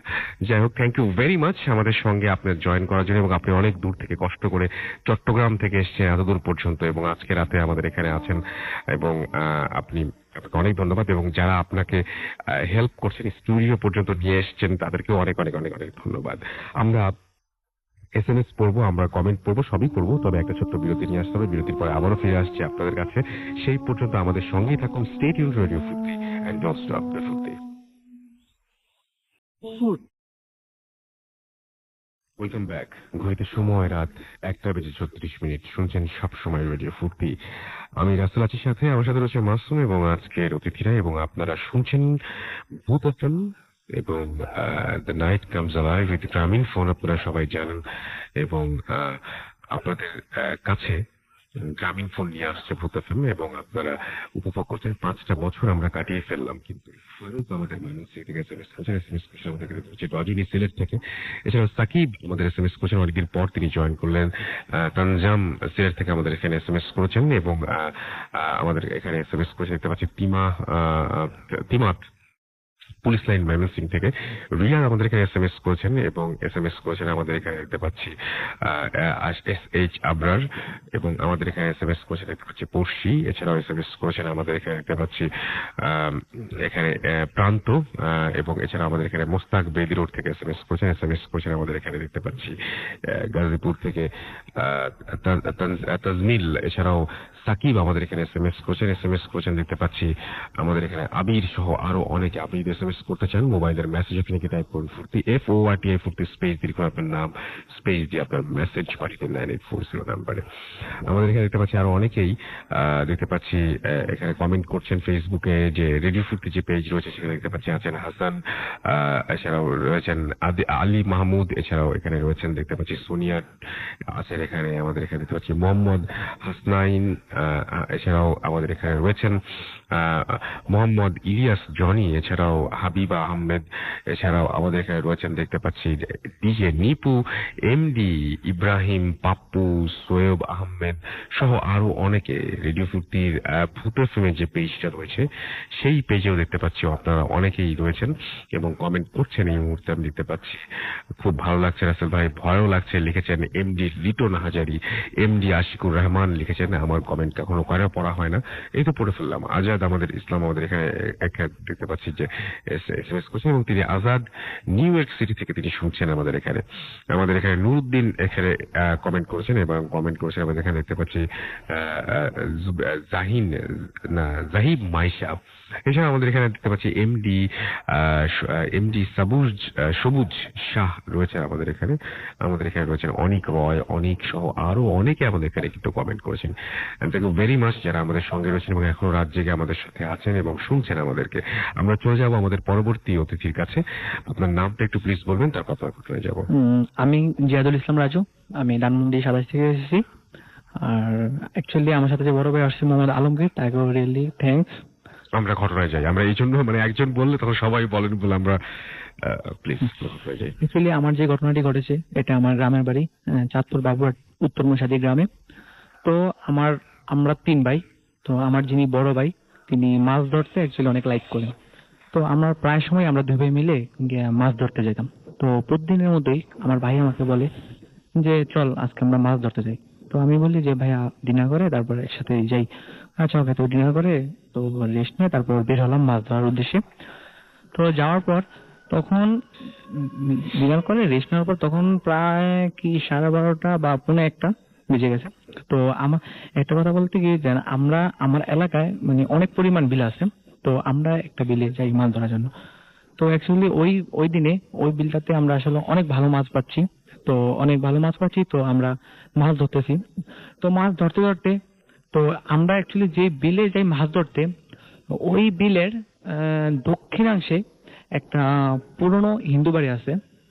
তো অবশ্য এই হিন্দু বাড়িটা এখন পরিত্যক্ত আছে। তো ওই হিন্দু বাড়িতে রাত্রে তো দূরের কথা, দিনের বেলাও মানুষ কোনো সচরাচর চলাফেরা করে না। তো আমরা মাছ ধরতে ওই প্রায় হিন্দু বাড়ির কাছাকাছি চলে যাই। তো ও আসলে আমাদের ওই সিজনটা ছিল বর্ষাকাল, একটা সিজন ছিল। তো বর্ষাকাল বলতে মোটামুটি সব দিকে পানি। তো যখন ওই বাড়িটার একটা পিছনে একটা একটা একটা কূপের মতো ছিল। তো ওই কূপের মতো ছিল, আর ওই কূপের পাশেই মানে একটা বিশাল জঙ্গল ছিল। তো আমরা মাছ ধরতে ভালো, আসলে ওই বর্ষাকাল এই জঙ্গলগুলা বলতে ওগুলাতে একটু মাছ বেশি পাওয়া যায়। তো আমরা কি করি, আস্তে আস্তে এই জঙ্গলের ভিতরে ঢুকি মাছ ধরার উদ্দেশ্যে। তো জঙ্গলে ঢুকতে ঢুকতে ভিতরে আরো গহিনী গেলাম। এখন মানে আসলে বর্ষাকাল আর বৃষ্টির সিজন, আকাশ মেঘলা, এভাবেও মানে এত কালো ড্রাক অন্ধকার। তো অন্ধকার, তো তাই বলে আমরা মাছ ধরতেছি। তো অনেক ভিতরে যখন গেছি একদম নিস্তব্ধতার সময়। তো নিস্তব্ধতার সময়টার মধ্যে তখন অ্যাকচুয়ালি আমার ভাই আমার সামনে আর আমি আমার ভাইয়ের পিছনে। তো পিছন দিয়ে আমি হাঁটতেছি। তো হঠাৎ করে মানে এই ঠান্ডা আবহাওয়ার মধ্যে কোথায় থেকে জানো মানে কেমন একটা গুচ্ছ একটা আওয়াজ শুনতে পেলাম আমি। তো তখন আওয়াজ শুনতে পেলে, তো তখন আমার কানে যখন আওয়াজটা আসে, তো তখন আমি একটু ভালো মতো লক্ষ্য করি যে আসলে আওয়াজটা কোন দিক থেকে আসে। তো আস্তে আস্তে দেখতেছি আওয়াজের মানে সাউন্ডলিটা আরো বেরিয়ে আসতেছে। তো আমি এক পর্যায়ে নজর করে দেখি যে আওয়াজটা করছে অ্যাকচুয়ালি আমার পিছনে একটি বিড়াল, তাও একদম আমার প্রায় আমার কাছাকাছি এসে পড়েছে। তো কাছাকাছি এসে পড়েছে, তো তা দেখে আমি হঠাৎ মানে শিউরে উঠি যে আমার এটা এত কাছে। তো তারপরও আমি মানে খুব ভয় পেয়ে উঠি। তো আমার মধ্যে তখন এতটা ভয় কাজ করে যে আমি আমার ভাইকে যে বলবো বা ডাক দিব, তাকে বলবো যে বিড়ালটি কোথায় বা কি এটা, তো ওই সাহসটা তখন আর আমার মধ্যে নেই। আর অ্যাকচুয়ালি আমি খুব ভীতু তো এই কারণে। তো আমরা যখন বিড়ালটা যখন তার মতো করে আরো সাউন্ডলি ভাবে ডাকতেছে, তো অনেকক্ষণ ডাকার পর তো আমার ভাই অবশ্য তার নজরে পড়ে যে এটা বিড়াল ডাকতেছে, তো সে শুনতে পান। তো তিনি আসে কি করেন, বিড়ালটিকে পাও দিয়ে ছুরি মেরেন। তো ছুরি মারলে বিড়ালটি দেখলাম যে ডাকতে ডাকতে বিড়ালটি পালিয়ে গেল। তো পালিয়ে যাওয়ার পর তখন আমার মধ্যে আর ওই ভয়টা কাজ করে না। তো কাজ করে না, তো আমরা আরো হাঁটতেছি। তো এক পর্যায়ে আমরা আরো ভিতরে আরো গহীনে চলে যাই। তো চলে যাওয়ার পর হঠাৎ কোথা থেকে জানি কেমন একটা মৃদু একদম ঠান্ডা হাসির আওয়াজ আসতেছে। তো হাসির আওয়াজ আসতে পড়ছে। এখন আমার ভাই কি বুঝতে পারছে আমি আসলে তা বুঝি না। তো আসার পর আমার ভাই কিছু না বলে হাসির আওয়াজটা আস্তে আস্তে সাউন্ডলিটা বাড়তেছে হাসির আওয়াজের। তো আমার ভাই বলে যে চল আমাদের আজকে আর মাছ ধরতে হবে না, আমরা চলে যাই, আমরা বাড়িতে ফিরে যাই। তো আমি আর আমার ভাই বাড়ির দিকে রওনা করলাম। তো রওনা করলাম যখন আমরা ওই বাগান থেকে, অবশ্য আমাদের কোনো বাধা প্রদান হয় না বের হওয়ার সময়। তো আমরা যখন বের হয়ে আসা পড়ি, তো বের হয়ে আসার পর যখন আমরা আবার ওই বিলে প্রবেশ করি, মানে জঙ্গল থেকে বেরিয়ে আসি, তখন আমরা ভালো মতো আসি। তো বিল থেকে প্রায় যখন উঠে আসবো, তখন ওই পর্যায়ের মধ্যে হঠাৎ করে কোথা থেকে জানি মানে এত একটা মায়াবী সুরে, মানে একটা মেয়ে কণ্ঠ এত মায়াবী সুর মানে কান্না করতেছে যে তা শুনে আমরা যে সামনে একটা পা দেব, মানে ওই শক্তিটা এখন আমাদের মধ্যে কাজ করতেছে না। যে মানে এত নিশিরাত্রি আর এত মায়াবী কণ্ঠে কিভাবে সে কান্না করবো। তো কিভাবে কান্না করব, তো এক পর্যায়ে আমরা দাঁড়িয়ে যাই। তো দাঁড়িয়ে এখন চারদিকে তাকাই, তো এখন কোথা দেখতে পাচ্ছি না। হঠাৎ আমাদের ওখানে মানে আমাদের গ্রামের ভাষায় কড়ি গাছ বলে, তো বিশাল একটা গাছ আছে। তো এক পর্যায়ে গাছের তাকে লক্ষ্য করে দেখি অবশ্য মানুষ আকৃতি, বাট মানুষ এত হাইট হতে পারে তা জানা নাই। তো মানে হাইট আছে অনেক ভালো, লম্বা, আর পুরো সাদা ড্রেস, সাদা একটা কাপড় পরা, আর তার চুলগুলো হোয়াইট। আর চুলগুলা মানে এত করে গাছের ডাল থেকে আর মাটি থেকে প্রায় অর্ধেকাংশ এত লম্বা চুলগুলা নিচের দিকে ছেড়ে দিয়ে সে কান্না করতেছে। তো আমরা তাকে তা দেখতেছি, আর আমিও তো এক পর্যায়ে কাঁপতেছি, আর আমার ভাইকে আমি ধরে রাখছি। তো ধরে রাখার পর তো ও মানে ওর দিকে তাকিয়ে আছে, আর ও বিভিন্ন ভঙ্গিমা করে আমাদেরকে দেখাইতেছে আর কাঁদতেছে। তো কাঁদতেছে, তো আমার ভাইকে আমি ধরে, ভাই আমার হাতটা ধরে, তো ভাই আমার হেঁটে নিয়ে আসতো। ভিলের রাস্তা তো অ্যাকচুয়ালি পাশে কোনো মানে অন্য কোনো রাস্তা নাই যে অন্য কোনো ওই দিক দিয়ে আমরা চলে গেলাম, তো এই দিক দিয়ে যেতে হবে। তো আমার ভাইকে হলো আমার হাতটা ধরে, তো আমার ভাই সাহস আছে এটা বলতে হয়, কারণ তুমি এই পরিস্থিতির মধ্যে দিও মানে আমার হাতটা ধরে সে চলে যায়। তো চলে যাওয়ার পর এখন ওই গাছটা নিচে আসছি, আর ও আমাদের গায়ে শিশি করে দেয়, তাও আমরা ব্যাপারটা নর্মালি ভাবে নিই। তো আমরা চলে যাই। তো চলে যাওয়ার পর তো আমাদের বাড়িতে কিছু দূরে বাড়িতে প্রবেশ করার যে রাস্তাটা ছিল, অ্যাকচুয়ালি অ্যাকচুয়ালি ওই রাস্তাটা মানে লম্বা একটা রাস্তা, তো আমাদের ভাইটা তো অনেক পুরনো বাড়ি ছিল, তো বাড়িটার এক পাশে তো বিশাল মানে একটা কবরস্থান ছিল। তো ও কবরস্থান আছে বলে মানে কবরস্থানের পাশে বিভিন্ন বাঁশের ঝাড়, তারপর বিভিন্ন বিভিন্ন জঙ্গল, তো বিভিন্ন জঙ্গল আছে। তো এই জঙ্গল আসার পর তো অ্যাকচুয়ালি ওই জায়গাটা মানে এত অন্ধকার। ওইখানে কি হলো এটা বলেন। হ্যাঁ, ওখানে কি হলো, ওখানে চারদিকে এত অন্ধকার, তো অন্ধকার হঠাৎ করে আমরা কিছুটা যাওয়ার পর হঠাৎ আমাদের রাস্তা মানে সব আর কিছু দেখতে পাচ্ছি না, মানে এত ডার্ক অন্ধকার হয়ে গেল। তো কিছু দেখতে পাচ্ছি না, অন্ধকার হয়ে যাওয়ার পর এখন মানে তারপর আমরা তারপরে কি হলো? হ্যাঁ, তারপরে এখন মানে পাশের গাছগুলোর থেকে কেমন হাওয়া বসতে আছে। তো হাওয়া আসার পর এখন হাওয়াটা আসতে আসতে বাট আমাদের সামনে কিছু হচ্ছে না, সবগুলো আমার পিছনের গাছগুলাতে। তো পিছনের গাছে হাওয়া আসার পর এখন গাছগুলা এত মানে চুরমার করে দিতেছে, কেমন মানে ঝড় উঠলো গাছে, হ্যাঁ, গাছে ঝড়। বুঝতে পারলাম। হ্যাঁ। তারপরে ভাইয়া তারপরে বলেন। তো এভাবে ঝড়টা পর তারপর আমরা কি করলাম, তারপরে আমার ভাইয়ের এক পর্যায়ে তখন আমার ভাই কি মানে জানি না কেন বললো যে আমাকে বলতেছে যে তুই পিছনে তাকাইস না, সোজা হাঁটতে থাক। তো আমি এক পর্যায়ে আসা পড়ি, তো হাঁটতে হাঁটতে যখন এক পর্যায়ে আমরা বাড়িতে পৌঁছে যাই, তো বাড়িতে পৌঁছে যাওয়ার আমার ভাই, তো আমরা দুই ভাই হতাশ ফলে আমরা যার যার রুমের মতো গিয়ে শুয়ে পড়লাম। তো আমার ভাবি দরজা খুললো, তো ভাবি দরজা খুলে তো আমরা ভাবির কাছে ব্যাগটা দিয়ে তো আমরা নিজে যার মতো শুয়ে যাই, আর ভয়ে আমরা কারো কাছে এটা ডিসকাস করতে পারি না। তো আমার ভাবি কি করে, ওই বাইরের লাইট জ্বালিয়ে সে বাইরে মাছগুলা কাটতে বসে। তো কাটতে বসার তো হঠাৎ তার মাছ কাটার পাশে কোথায় থেকে যেন একটা বিড়াল এসে তার নিজের মতো করে ডাকছে। তো ডাকছে আর অ্যাকচুয়ালি ওই বিড়ালটা ডাকছে, আর তো আমার ভাবির মধ্যে তো নার্ভাস ছিল না, তো ভাবি 2-3 বার বিড়ালটাকে তাড়িয়ে দেয়। তো তারপরে বিড়ালটি বারবার আসতেছে বিড়ালটি। তো বিড়ালটি আসার পর এক পর্যায়ে বিড়ালটিকে ভাবির কাছে একটা ঢিলা ছিল, তো ওই ঢিলাটা ছুঁড়ে মারে। তো বিড়ালটি নাকি চলে যায়। তারপর ভাবি ওই মাছগুলা আমাদের পুকুর পাড়ে কাটতে যায়। তো অ্যাকচুয়ালি ওই ভাবি ওই পুকুর পাড়ে যাওয়ার পর ভাবি আর কিছু বলতে পারে না। তো আর কিছু বলতে পারে না। তো আমরা যখন ফজরের আজান দেয়, তো ফজরের আজান দেওয়ার পর আমার আম্মু আমার ভাইকে ঘুম থেকে জাগিয়ে দেখে যে ভাবি ঘরে নাই। তো ভাবি ঘরে নাই। আর আপনার ভাবির সাথে কি সমস্যা হয়েছিল আসলে? আমাদের ভাবির সাথে আমার ভাবির দোষ কি ছিল জানি না, ভাবি অবশ্য ওইটা মনে হয় আমাদের মাছ খেতে চেয়েছিল। তো আমার ভাবি অ্যাকচুয়ালি আপনার ভাবির সাথে কি সমস্যা হয়েছিল? ভাবির সাথে সমস্যা হলে ভাবি বিড়ালটিকে তাড়িয়ে দিয়েছে, বিড়ালটিকে ইট ছুঁড়ে মারছে, বিড়ালটি গায়ে পড়ছে, তো বিড়ালটি পালিয়ে গেছে। সেটা আমরা শুনেছি, কিন্তু কি সমস্যা হয়েছিল? ভাবির সাথে সমস্যা হয়েছে। তারপর অ্যাকচুয়ালি ভাবিকে এভাবে যাওয়ার পর ভাবি সিরিয়াস অবস্থা, আমরা ভাবিকে খুঁজে পাই। তো খুঁজে পাওয়ার ভাবিকে মানে তিনি হঠাৎ করে কেমন জানে আমাদের পরিবার সাথে মাঝে মাঝে এত পরিমাণ বিহেভ করে, এত বাজে বিহেভ করে, আমরা কিছু বুঝতে পারি না। তো এক পর্যায়ে তারপর আপনার ভাবি তারপরে পজেসড হয়েছিল। আমরা ছোট্ট বিরতিতে যাবো, বিরতির পরে আবারও ফিরে আসে। সে পর্যন্ত আপনাদের সঙ্গে থাকুন, কোথাও যাবেন না। স্টে টিউনড টু রেডিও ফুর্তি এন্ড ডোন্ট স্টপ দ্য ফুর্তি। Welcome back. ঘড়িতে সময় রাতে 1:52 শুনছেন সবসময় রেডিও ফুর্তি 88.2 FM। আমি আসার আছি সাথে, আমার সাথে হচ্ছে মাসুর এবং আজকের অতিথিরা তানজাম আমাদের SMS করছেন সিলেক্ট থেকে। এছাড়াও আমাদের এখানে SMS করছে দেখতে পাচ্ছি সাবিকুন নাহার। এছাড়াও সাগর আমাদের এখানে SMS করেছেন বাবু নরসিংদী থেকে। এছাড়াও এমডি সোনা SMS করেছেন আমাদের এখানে। SMS করেছেন ফারুক ময়মনসিংহ থেকে, কাজল ময়মনসিংহ থেকে SMS করেছেন, মামুন আমাদের এখানে SMS করেছেন, SMS করেছেন আমাদের এখানে ববিন, SMS করেছেন আমাদের এখানে শাহা আলম। এছাড়াও আমাদের এখানে রয়েছেন সাকিব, এছাড়াও আদনান আমাদের সাথে রয়েছেন, বাবু আমাদের সাথে রয়েছেন দেখতে পাচ্ছি আজাদ চট্টগ্রাম থেকে। SH আবরার আবারও SMS করেছেন এবং SMS করেছেন আমি দেখতে পাচ্ছি টিনা ইস্কাটন থেকে, এবং তার বেশ মজা লাগছে। অমিত পল আমাদের এখানে SMS করেছেন তাঁতি বাজার থেকে, এবং তিনি বলছেন আমার SMS পড়া হয় না কেন। নাবিলা বলছেন আজকের স্টোরিগুলো অনেক ভালো লেগেছে। আমাদের এখানে মিঠু SMS করছেন উত্তরা থেকে। এছাড়াও SMS করছেন আমাদের এখানে দেখতে পাচ্ছি জাহিদুজ্জামান। মারিয়া আমাদের এখানে SMS করছেন, প্রান্ত কর্মকার আমাদের এখানে SMS করছেন, শুভ আমাদের এখানে ওয়াসা রাজশাহী থেকে SMS করছেন আমাদের এখানে দেখতে পাচ্ছি সাগর SMS করছেন আমাদের এখানে দেখতে পাচ্ছি তুষার চট্টগ্রাম থেকে। আরো অনেকেই SMS করছেন, কিন্তু আজকে আমাদের হাতে আর একদমই সময় নেই, আমাদের আওয়াজ শেষ হয়ে যাচ্ছে। আমরা কথা বলবো আবারও আগামী সপ্তাহে, এবং আশা করছি আগামী সপ্তাহে আপনারা আরো আপনাদের ভয়ঙ্কর সব ঘটনাগুলো পাঠাবেন। এবং আজকের এপিসোডটি কেমন লাগলো সেটা আপনারা ফেসবুকে অনেকেই জানিয়েছেন।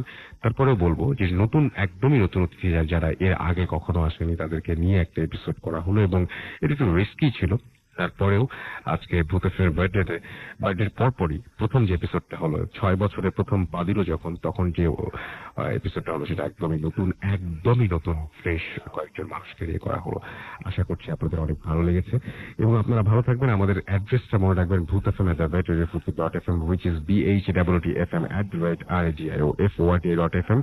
আপনার নাম, ঠিকানা এবং ফোন নাম্বার সহ আপনার জীবনে ঘটে যাওয়া সেরা ঘটনাগুলো বা আপনার জানা সেরা ঘটনাগুলো পাঠিয়ে দিন আমাদের কাছে। এবং ঘটনার শুরুতে অবশ্যই উল্লেখ করুন ঘটনাটি আপনি স্টুডিওতে এসে শেয়ার করতে চান নাকি আপনি যারা আপনার পড়ে শোনায়। কথা হবে আবারও আগামী সপ্তাহে। সেই পর্যন্ত সবাই ভালো থাকবেন, সুস্থ থাকবেন, সুন্দর থাকবেন, মোস্ট ইম্পর্টেন্টলি ফুর্তিতে থাকবেন। আজকের মতো এখানে শেষ করছি। টাটা।